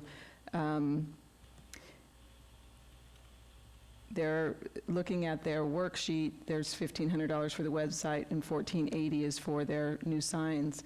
There's other stuff that could possibly be taken out, but do I have a motion? Larry Schultz, Vice Chair. I move to accept the project as presented in the amount of $3,578. Stoneberger, second.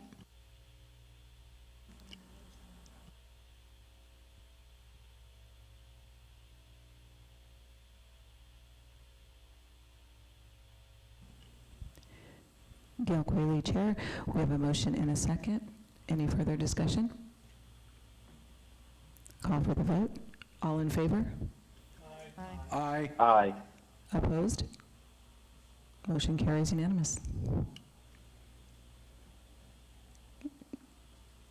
Gail Quayle, our next application is Las Vegas, I abbreviated this, what is it? It's the, the Meadows, yes, sorry.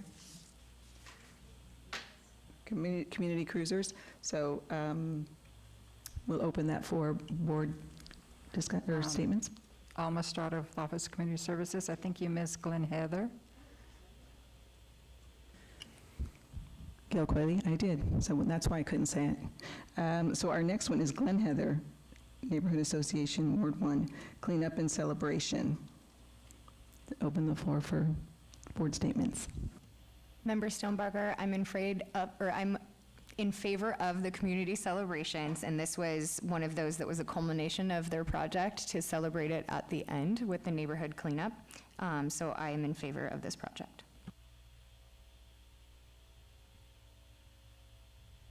Member Christensen, this project had a lot of different parts to their thing as far as a neighborhood cleanup, doing goodwill type stuff, and then a party afterwards, and it seems like it's very cohesive together. So in this particular project, I'm supportive of the party after the fact.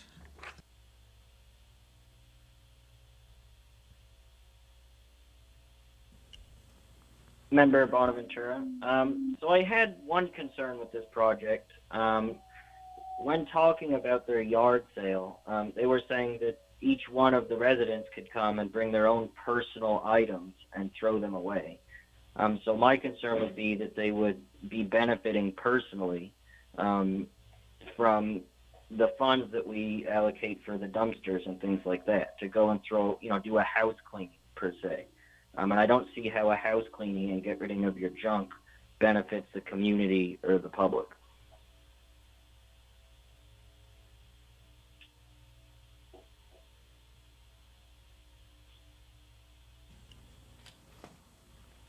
Any other comments? Member Susie Parray, I feel like the majority of this project is asking for a lot of social events, and I don't agree with most of what they're presenting.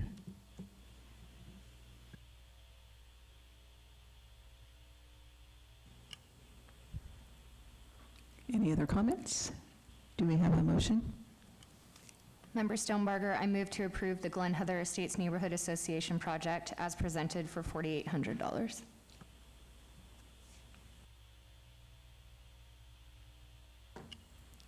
We have a motion and a second. Any further discussion? Call for the vote. All in favor? Aye. Opposed? Nay. Nay. Okay, so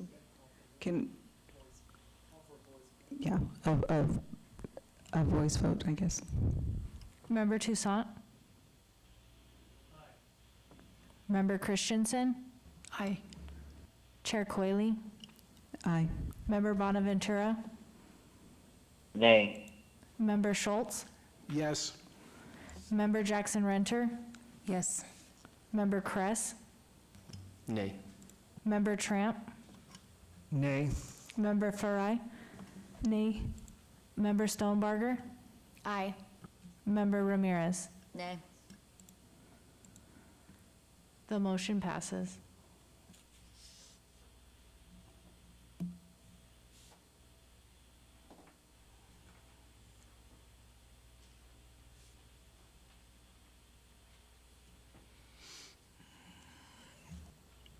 Gail Kelly, so now we move on to,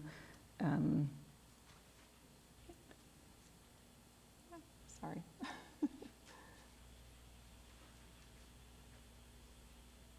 The Meadows Community Crusaders, sorry. Open for board statements. Larry Schultz, Vice Chair.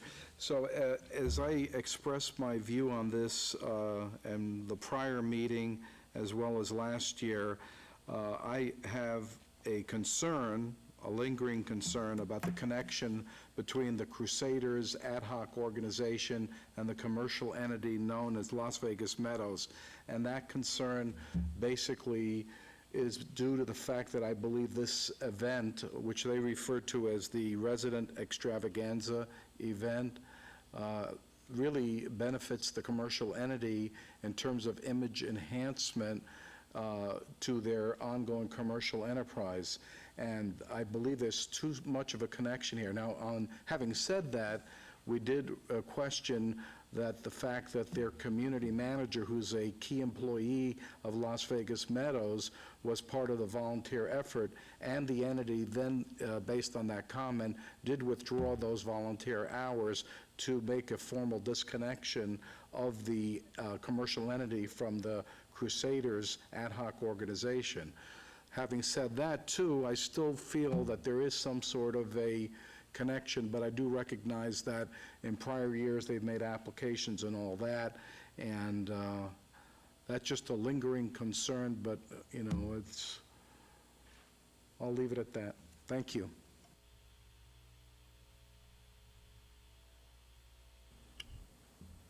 Gail Kelly, Chair. Any other comments? I just want to speak to that. Oh, okay. go ahead, Go ahead. Chance.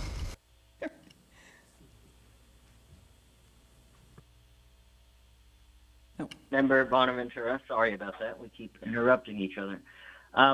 My concern, again, with the fiscal deficit that we're facing, and this is general fund dollars, along with the COVID-19 going on, this isn't appropriate to fund at this moment in time, and so I will be opposing it. Member David Kress. I agree. In reference to our first conversation about these gatherings in relation to COVID-19, at this point in time, I don't feel that they're a very good idea. And I realize these projects may have been conceived at a point in time where that wasn't a concern, but this one is describing as dining and dancing, and I don't even know if it's an indoor venue, but at this point in time, it does not seem appropriate. Gail Kelly, Chair. I would just like to speak, I know this community has been here for a few years. I think it's a little bit different here. It's a little bit unique in their dynamics, and in that it's an elderly population. They don't get out. They don't have the opportunity to get out and stuff. So it is a little bit different situation. I think they do a really great job of that. It does provide a lot of community involvement and support for that group. I would like for them to add some type of an element to it going forward in their next applications. I think that would just make everybody feel better. But also, again, they're asking for 450813. Their project cost is 585140. Their vendor costs support the 450813. They have 1104 in donations to cover the difference. They get a lot of participation, a lot of volunteer work, and I think that's really, really great for that community too, because it's harder to get people involved. 185 hours, and so I would be in favor of doing this. Gail Kelly, any further Discussion? Do we have a motion? Stonebarger, I move to approve the Las Vegas Meadows Community Crusaders for the amount of $4508.13. Gail Quayle, I'll second that.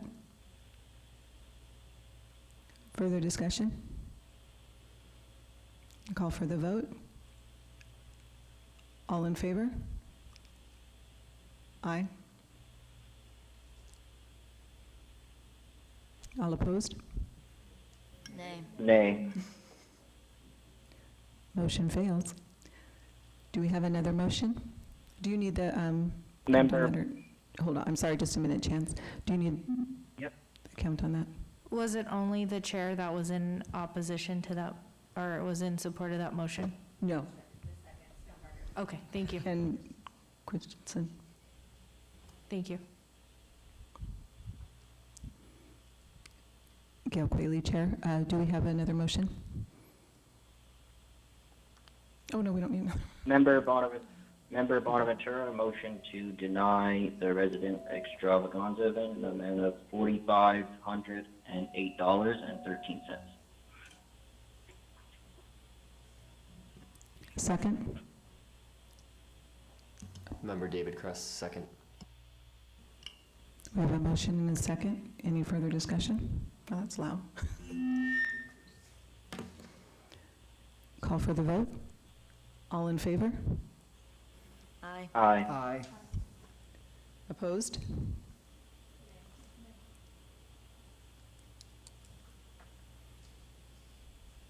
To have Member Toussaint, Chair Quayle, Member Christensen, Member Jackson Renter, and Member Stonebarger as nay? I said, this is to oppose, right? Mhm. Larry Schultz oppose.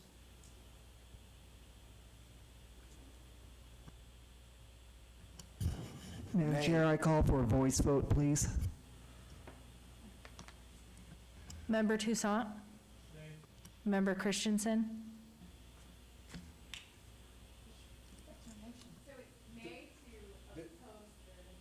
This is a motion to deny. So City Attorney Brian Scott, so it's a yes for the denial. So if you're voting for the denial, yes. Christensen, nay. Chair Quayle? Me. Member Bonaventura? Aye. Member Schultz? Yes. Member Jackson Renter? Yes. Member Kress? Yes. Member Tramp? Yes. Member Foray? Yes. Member Stonebarger? Nay. Member Ramirez? Aye.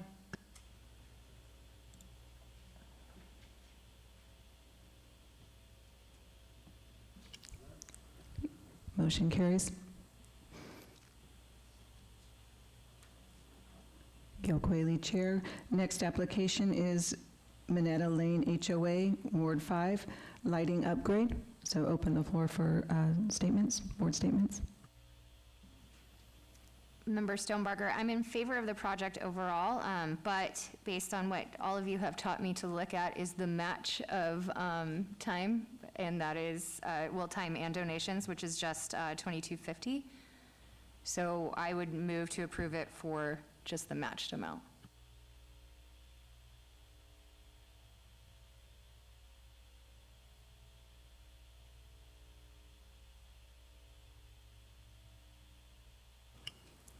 Gail Quayle, I'm, Chair, I'm just looking really quick because I have something different on the, for the match, but let me look it up really quick.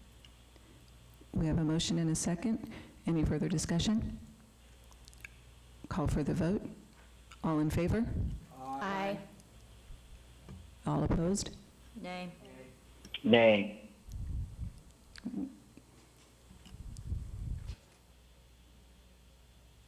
Member Toussaint? Member Christensen? Nay. Chair Quayle? Yes. Member Bonaventura? Nay. Vice Chair Schultz? Yes. Member Jackson Renter? Nay. Member Kress? Nay. Member Tramp? Nay. Member Farai? Nay. Member Stonebarger? Aye. Member Ramirez? Nay. That motion failed.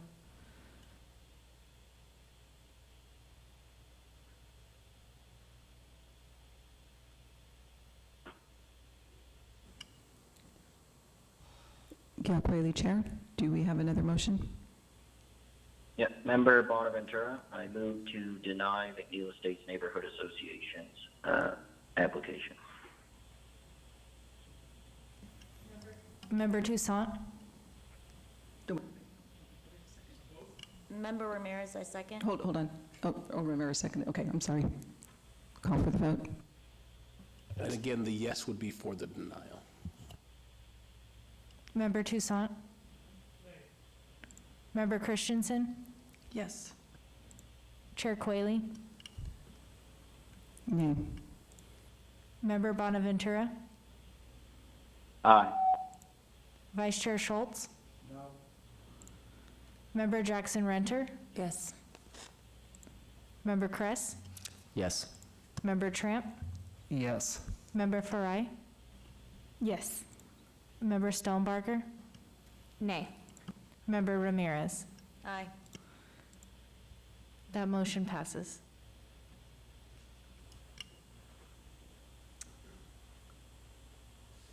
Our next application is Palomino Gardens HOA, update security system. Open the floor for board statements.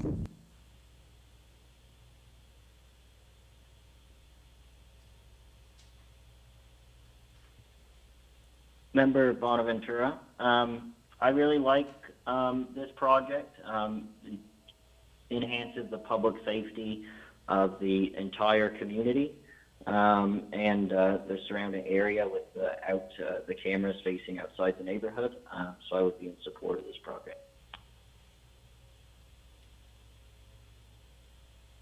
Member Stonebarger, I wrote a note to myself that there was a shortage in volunteer hours, but I don't see that showing up in an application match, so I feel like they made it up somewhere. Is that correct? Ms. Strada with Office of Community Services. They did have a correction you guys requested, and I sent that. I think some of it was the volunteer hours. Member Stonebarger, my apologies. Member Christensen? I could be wrong, too.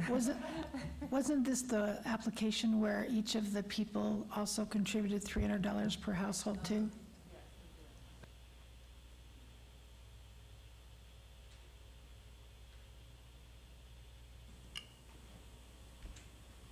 Any other statements?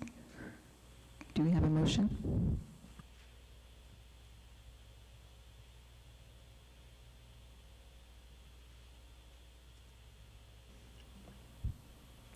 Gail Kelly, Chair. Make a motion to award the Palomino Gardens the $5,000. Member Christensen, I second. Member Bonaventura, second. We have a motion and a second. Any further discussion? Call for the vote. All in favor? Aye. Aye. Opposed? Motion carries unanimous.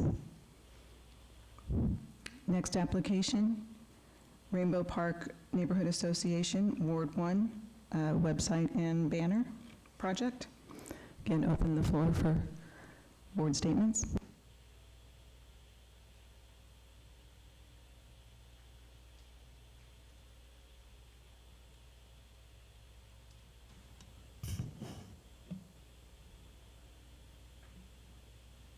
Madam Chair? Over here.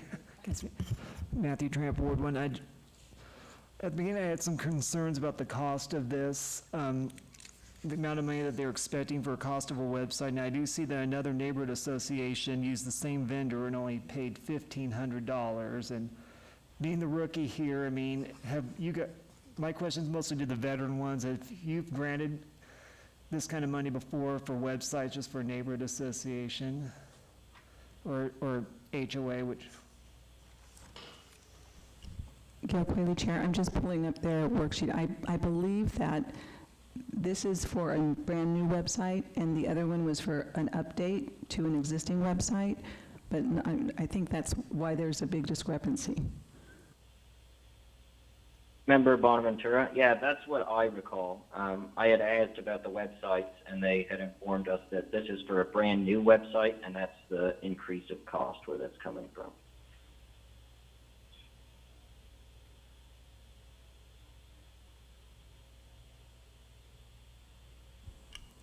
Gail Quayle, that's correct. I'm just looking at theirs, and it's for a new website development. So that's why it's that much more of a cost.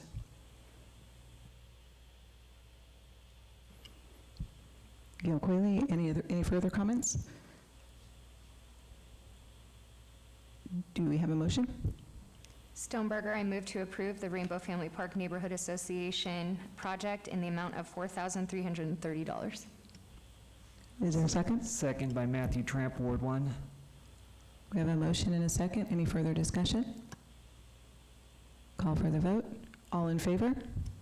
Aye. Aye. Opposed? Motion carries unanimous.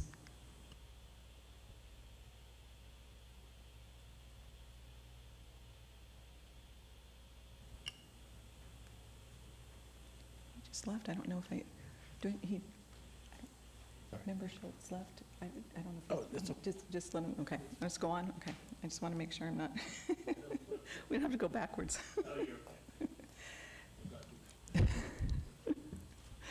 Gail Quayle, our next application is for Spanish Oaks, community building of the community.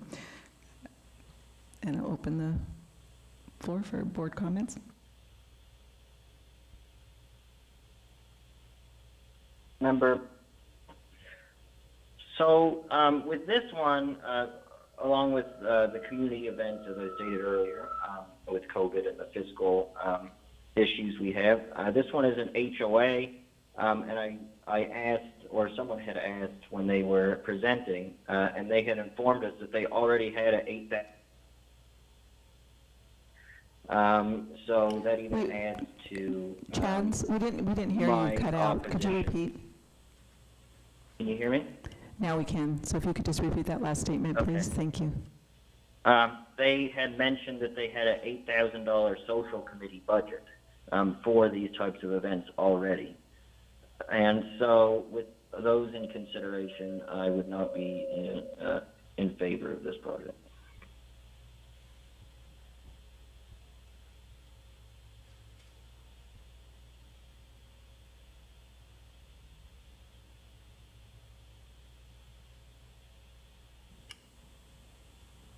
Any other comments? I'm just really quick pulling up their budget worksheet, sorry.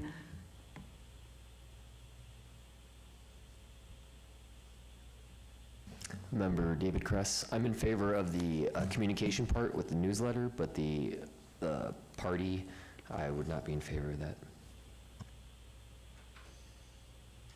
Member Bonaventura, how much was that communications part?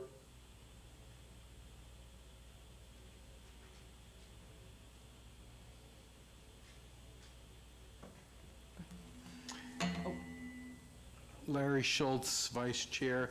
I would be remiss if I didn't make this comment about this proposal as well as the other proposals that we've heard here this afternoon. I've never been personally an advocate of the city paying for social gatherings, but I've always recognized that to be part and integral to the Neighborhood Partners Fund program. So I've accepted it as an integral part of the program. And I think it is terribly unfair to our community organizations to be given one set of criteria and then for them in good faith to have submitted applications based on that criteria during a period where everyone knew what the COVID situation was, which is the concurrent period of the application submittal, and then to have being treated prejudicially for having done what they did within the scope of the program. Now, I know we already voted on a few of these, and I know other members have expressed their views, and I just would be remiss not to say that I find this trend and this occurrence really not to be in good faith from the city to the organizations that have submitted applications in good faith. Having said that, I just felt I had to share that. I'm sorry, but that's my view. Gail Kelly, Chair. Chance, from their newsletter printing, the portion of it is $3,638.25.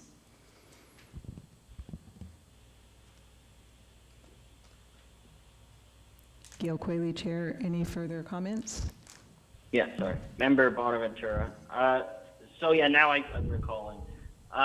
So because this is an HOA and they pay dues and they already have an $8,000 social committee budget allocated for these types of things, I don't think that it's appropriate to subsidize what the social committee and the HOA is already paying for as far as community outreach.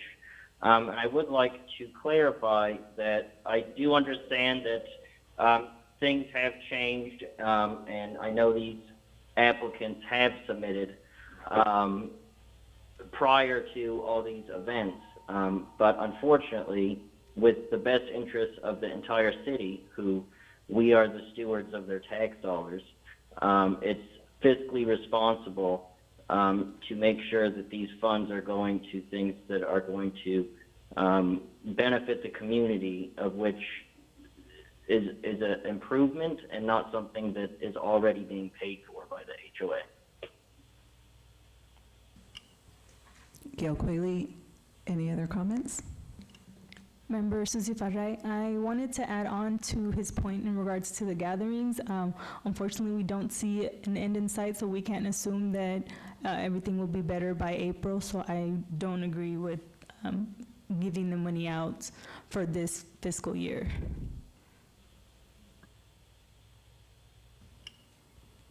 Gail Kelly, Chair. I just want to clarify again that no money would be going out until an event occurred, so it's not an automatic. Any other comments? I'm sympathetic about Member Jackson Renter, just about what's going on with COVID-19, but there are plenty of events that had to be canceled, even Ward 5 events. So just in support of what the government is doing for the state, that's why I am actually not voting for events. I'm more concerned about the wellness of the community. Thank you. Gail Kelly, Chair. Any other comments? Member Kress, I'd just also like to add that it was kind of difficult to sit here and say nay to some of these social events because they very much are in the spirit of the NPF and community building, but under the current circumstances, there's been sacrifices made, you know, across the city and the country and everywhere, and so it's really difficult, but that's also my reasoning for not supporting community get-togethers. Gail Kelly. Chair, I would like to make a motion to award the amount of $3638.25 to Spanish Oaks for the newsletter part of their application. Jackson Renter, our second. We have a motion and a second. Any further discussion? Call for the vote. All in favor? Aye. Aye. Opposed? Aye. Motion carries unanimous. Oh, Chance, what was your vote? Aye. Okay, thank you. Our next application, Torrey Pines HOA, Ward 6, beautification project. Again, open to board statements. Member Bonaventura. So this HOA has been working with the Ward 6 office for quite some time. Rainbow was scheduled or planned to go through across the 215. So there's 5 lanes, including the center lane, that are just open, and a big section at the end of the street. So I applaud this HOA for taking the initiative to want to improve the public right-of-way, not just for that community, but for the entire surrounding area and communities. I would like to say that I would like to condition that they get an easement approval from the city saying that they're going to maintain that section, and then also condition that if that private property owner needed to access their property for any sort of development, that they would be willing to waive that easement for that property owner. City Attorney Brian Scott, Madam Chair. It wouldn't be an easement, it'd be an encroachment agreement that they would be getting from the city, yeah, I think.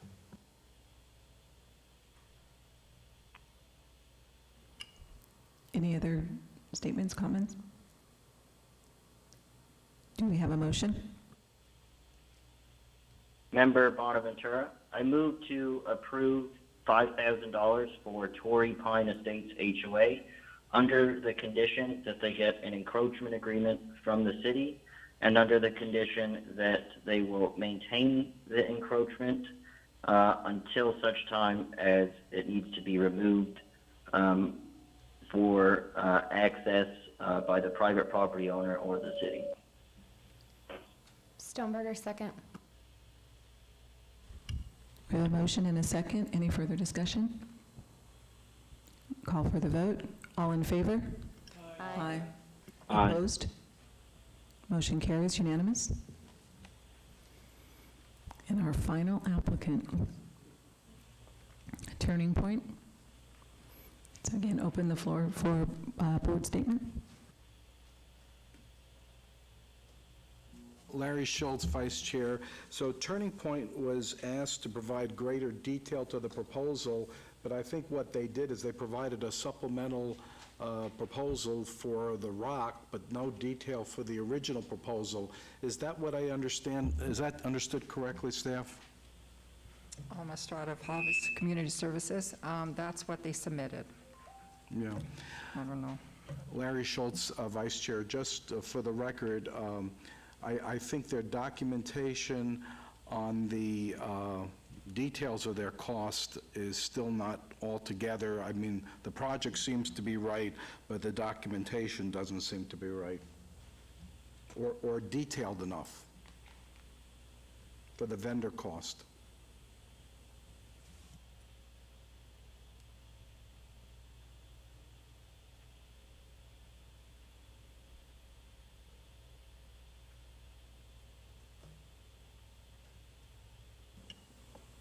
Gail Kelly, Chair. Sorry, I was just pulling up their budget project again, yeah. Any other comments? Bonaventura. I like that this project came back this year to improve the common area for the entire community. So I will be in support of those improvements. However, I would like to, for Almo, if this passes, to make sure that the monies are just on the fan palms and the gravel, since it was not very clear in their application.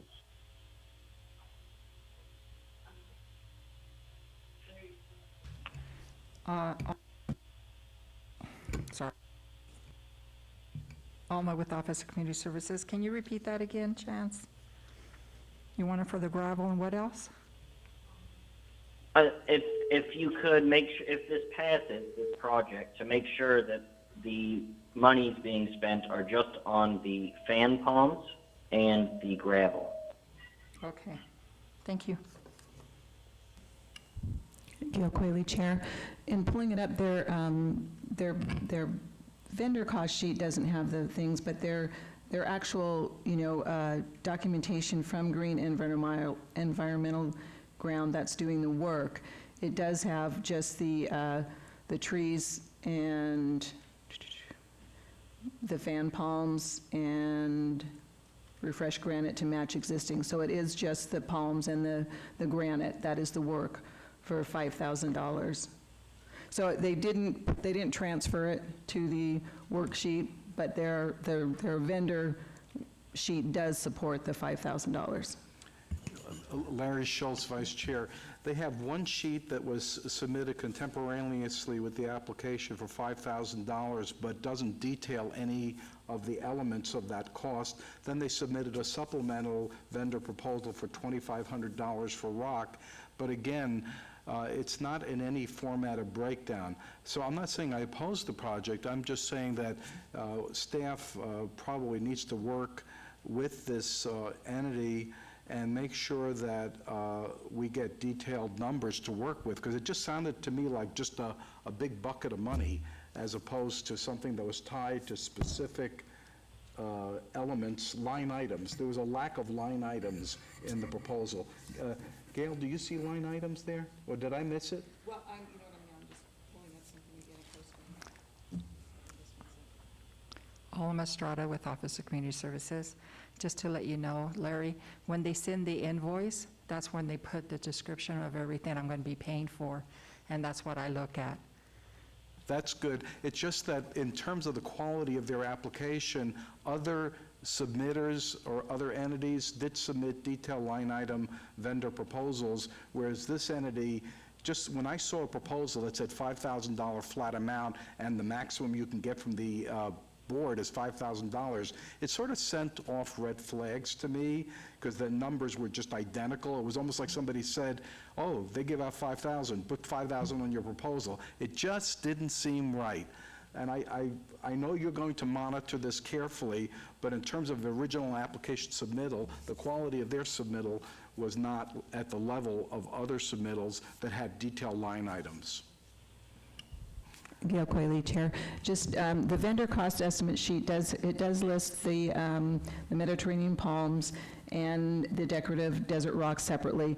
It does not break out their prices, and that's what I think that's what you're speaking to. But their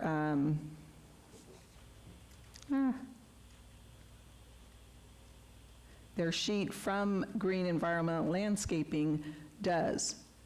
So it's just that they didn't transfer it over to their worksheet, which is unfortunate, but it does I mean, as far as what I can tell, it does match up, and they do have the vendor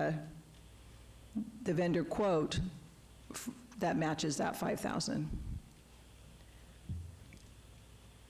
So any other comments, statements? Oh, I'm sorry.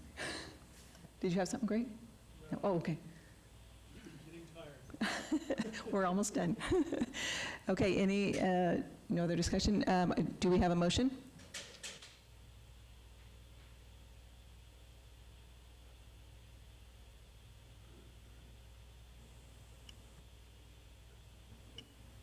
Gail Kelly, no motion? That means, do you want a motion, or, I mean, we need... Matthew Tramp, Ward 1, I move to approve the funding for the... Do we have a second?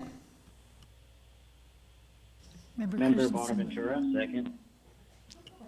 Okay, we have a motion and a second. Any further discussion? Member Tramp, is that for the full funding amount of $5,000? Yes, I am. Okay. Motion and second. Any further discussion? Call for the vote. All in favor? Aye. Opposed? Motion carries unanimous. Yay! Thank you. Awesome job. Alma Estrada with Office of Community Services. Just for the record, I need to make sure we have the correct amounts that you guys done approving? So I need to make Yes. sure we have the correct amounts for the record. Yeah, Larry Schultz, Vice Chair, I think we amended our procedure earlier, the recommendation of City Attorney, that instead of doing a final vote, we do the incremental vote as we proceeded, which is what we did do, so I believe that She just wants to concludes. verify it. She just wants to go run through, I think. I Gail just want Kelly. to make sure that you guys, if this is the final, then I need to know for sure the amount, because Yeah. I have to have Ann enter it into the Zoom grants, and I need to do it myself so that we can make sure we have the correct amount, and I'm sure city clerk needs to know the correct amount. Have you been writing them, Gail? Some of them, but I thought you were writing, I'm sorry. That's fine. I think have them. We got them together. Okay, yeah, but no, yes, we have already voted on them, but we're just verifying that we have the correct That we number. have the correct amount, please. Yeah. It was hard to hear. So for Aurora Top, you decided on, I think it was 886.30? Is that correct? 786. I'm sorry. 786. 786 even? Can we round them off to the dollar instead of having the change? We can't do that? Okay, never mind. And what was that, 30 cents? Yes. Okay. Aviana, HOA, 49.50 even. Beverly Green, 26.46.25.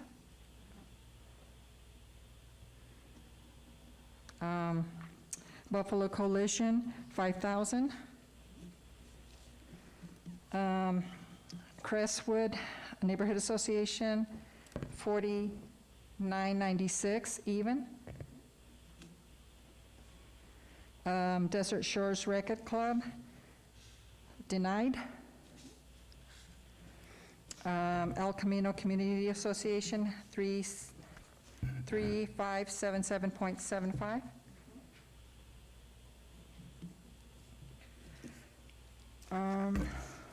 Glen Heather Neighborhood Estates Neighborhood Association, 4,800. Las Vegas Meadows Community Crusaders, denied. Moneta Lane, 488806, correct? Is it 408806? I don't know, that's what I'm asking. 4088.06. 408806. Which is the 25, or 2250 plus 1838.06. Okay, so it's 4088.06. Yes. Okay. McNeil Estates, denied. Palomino Gardens Homeowners Association, 5,000. Rainbow Family Park Neighborhood Association, 4330, even. Spanish Oaks Homeowners Association, 3825. Correct. Can read my own writing. Torrey Pines Estates, 5,000. And Turning Point, 5,000. Correct? We're all in agreement? Yay! We are done. Thank you, everybody.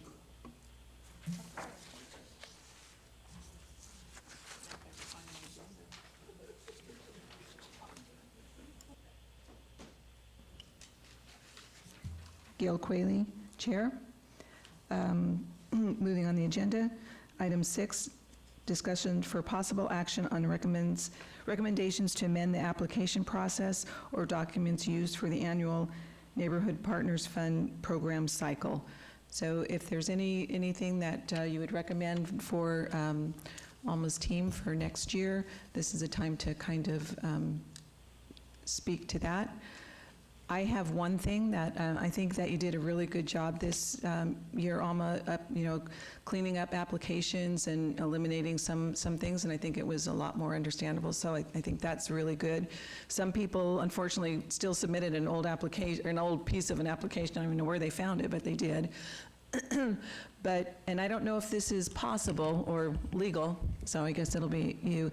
I was just thinking that it might be helpful to have, since the MPF, the MPF board is approved prior to you meeting with the applicants, correct? They start submitting, but you haven't met with them yet, or right? Or we haven't? Right. Well, during, I almost started with Office of Community Services. I knew you were giving me a look right there, right? So when I start the process mid-February, when I start the application process, they have until April. But in between those months, I have like 4 workshops to invite them to come so I can explain things to them, how to apply types, projects. If they have questions on certain projects, would it be beneficial to this or not? So I kind of help them out on this. But unfortunately, this year, I had to cancel 2 of my workshops because of the COVID-19. So the best I could do for them was hand them everything I give out at those workshops. And they called me, and so I went over it with them over the phone and emails, and so that's how I did it this year. Gail Kelly, I'm just wondering if, after you have the applications, and they're in Zoom grant, but before the board starts meeting and starts seeing presentations, and I think the board would probably have to be officially appointed before this, but if a board member, someone that's here today, preferably that's been, active or whatever, could work with your team on, because of the perspective that I think from our point of view with sometimes if a document's missing or something, it's, everybody's role is a little bit different, but just to go through that, to help make sure that all the documents are there and that they match up and that type of thing, if that would be something that could work, I think that could be very helpful for both of us. Hi, Alma with Office of Community Services. I do go through the applications as I'm getting them, and I do send for corrections. I could only do so many emails and hope that they send it in, and sometimes they do, sometimes they don't. But again, if you wanted the part of the board, they don't get approved until probably in between there. So I would have to probably take the approval of the board before I do the applications, and that may be, I don't know. That's something. City Attorney Brian Scott, or if there was just a volunteer that wanted to just take a look at them, and you wouldn't have to be sworn in as a member. You're a person who's been active on the committee, had experience with the committee, and just can give that other eye. That'd be fine as well. Yeah, that could work. Gail Kelly, I just think it would be very helpful for, so that when we got the final ones, that it was as accurate as possible. And you do a great job with that. I just think another set of eyes from a perspective of doing the board part of it might be helpful. So that's my suggestion, and now it's open to the floor. Just to follow up on what our chairperson was saying, Larry Schultz, vice chair, last year I did volunteer to do exactly that, and assuming I'm not kicked out of here, I continue to make my services available gratis to the city of Las Vegas to look at these things as a person who's been here for 6 years now. Okay, having said that, I have a few other items. One, it's very nice that the city clerk gives us a nice sheet about using this venue for the meetings. I just realized why I couldn't hear. I'm sitting here in a dead spot of sound when the phone is working, and I just realized this thing was turned off completely. As soon as I turned the volume up, I could hear everybody. And it would be nice, I'm just saying that, it'd be nice for anybody sitting here who might be in a slightly, like for instance, Chance, I couldn't hear you until I turned the volume up. Once I did that, I heard you perfectly. And it'd just be nice if we had just a cheat sheet of to-dos in addition to those other things. Just a point for the clerk's office or whoever puts together that list, okay? The next thing I'd like to cover is, under procedure, is just an analysis of the distribution of applications. So we had 16 ultimately qualifying applications. It seems like Ward 1 is the winner. It had over 56% of all the submissions. To be runner-up by Ward 4 with almost 19% and Ward 3 with 12%. So that means 3 wards were pretty much empty-handed. So from a process perspective, I know the outreach in the past has been the outreach that's done by staff, and Alma, you just said because of the medical situation, that had to be limited. But I know that also the different offices, the council offices also do an outreach as well. Some obviously do a way better outreach than others, and I just would somehow encourage that between the city staff and the council offices, that we get a better distribution of these applications so they more fairly represent the entire city of Las Vegas versus being weighted to one or two wards predominantly more than others. So that's just something for consideration. And with that, that's my story. I'm sticking to it, and I have nothing else to say at this point. Greg Toussaint, member?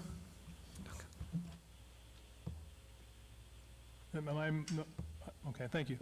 I'm concerned, actually, about the program we have,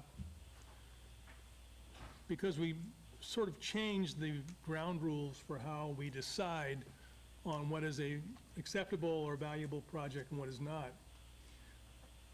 Not for any wrong reasons. Everyone here has the best of intentions. I'm not arguing with their intentions, but we've changed what has been a program for more than a dozen years.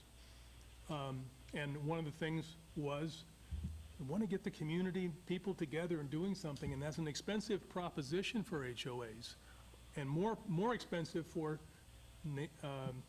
neighborhood associations. They don't have any money.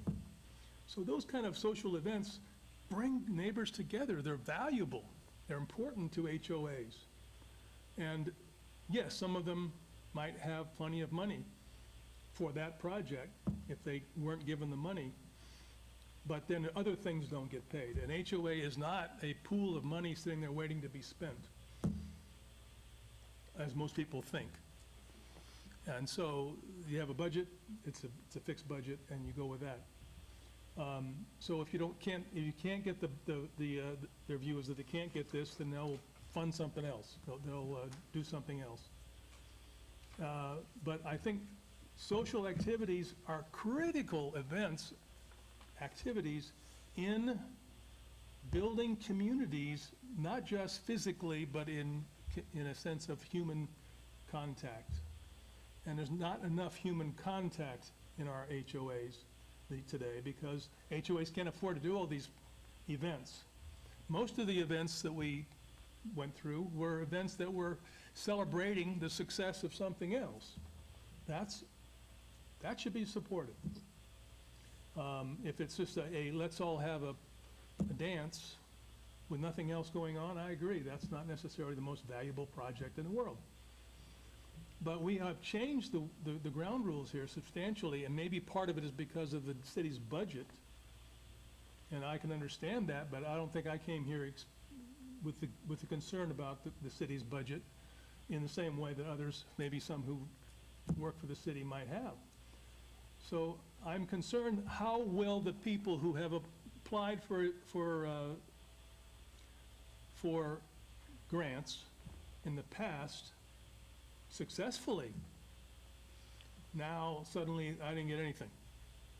There may be some real kickback that says, well, I'm not going to do this again, it's a waste of my time.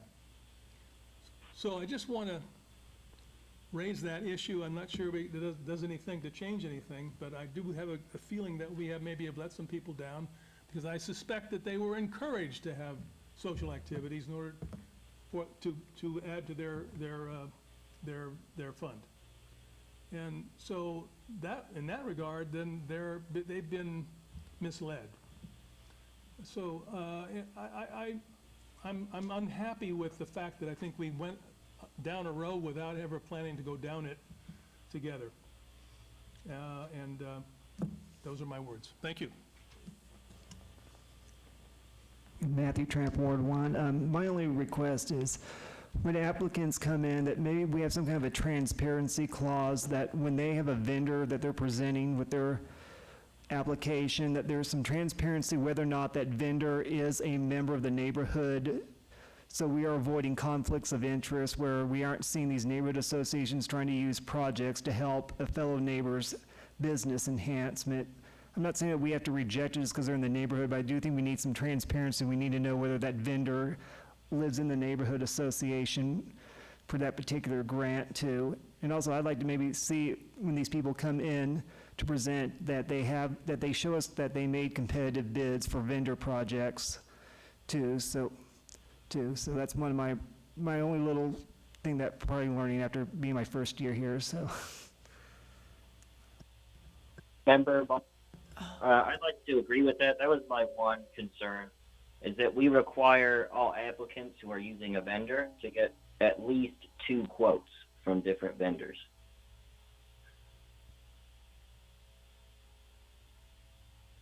Member Christensen, although with my voting today, it seemed like I was against social gatherings, I'm actually of the opposite opinion. I love when they do a community project where they're doing something in the community together and then celebrate with a party. I like that. But when it seems like someone comes in and all they want to do is put the money towards a party, it's like, I like the application where they did trees and then they wanted to do a party. And I think I would like to see going forward is where they had a community event, something that made the community better as a whole, looks-wise possibly, and then better as a whole as they came together as a community to celebrate having done this thing. So, that's all. Member Stonebarger, after learning today that it's been a trend that's growing, that HOAs are typically not funded for something that is the maintenance responsibility of the HOA, is there something that we could put in the application that says that these are not favored projects, even if it's not that it wouldn't be funded, but, or they historically have not done as well, or something of that nature? Or maybe this is where the workshops come in, if they haven't done as well. I don't know if you're able to say it or not.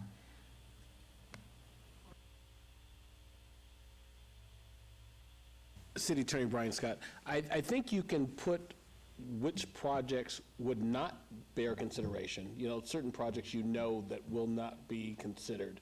But the parties, I think in certain aspects, like Member Toussaint indicated, would be, depending if they're tied to the actual community event.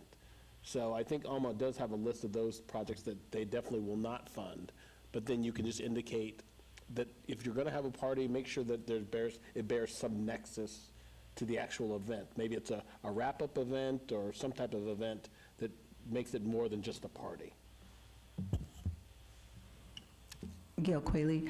I'm just looking at the program guidelines, and of course I'm not going to read the whole thing or whatever, but it is outlined pretty well, but it might be able, we can take another look at it and see if there's some wording that can be changed to enhance that, because it is mentioned, but it's not boldly, it's not, definite, so I think that might be a good idea.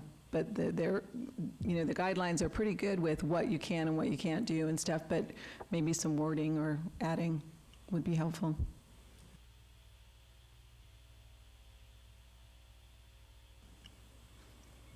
Any other recommendations or input? And if you think of something, you can always email Alma. Right, Alma? Just don't email everyone. No, yeah, just Alma.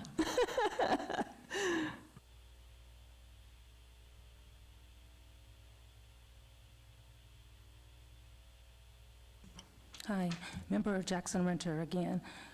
The first thing I want to say is that I love the spirit of the NPF board, just for what the board is meant to do, which is to bring communities and neighbors together.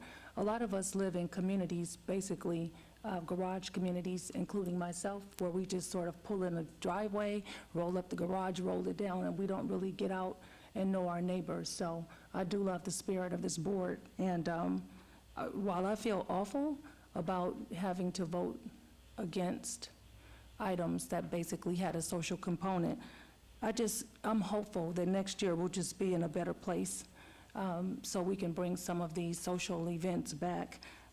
Also, This year just has had a plethora of uncertainty, and it's affected us all. And although I'm a city employee, I still feel if I was a resident or just supporting the city, I would feel the same. So I just wanted to put that out there. Thank you. Gail Kelly, any further comments? Okay, we will move on to agenda item 7, citizens' participation. Public comment during this portion of the agenda must be limited to matters within the jurisdiction of the board. No subject may be acted upon by the board unless that subject is on the agenda and is scheduled for action. If you wish to be heard, come forward and give your name for the record. The amount of discussion on any single subject, as well as the amount of time any single speaker is allowed, may be limited. No participation? I just would like to say before we adjourn that it's been a pleasure. It's unfortunate that we weren't a little bit closer and get to know everybody, but I really enjoyed it, and I echo that this program is just amazing, and I'm very glad to be part of it. So, okay, I think we are adjourned. Thank you. Thank you. Chance Bonaventura. Has left the conference.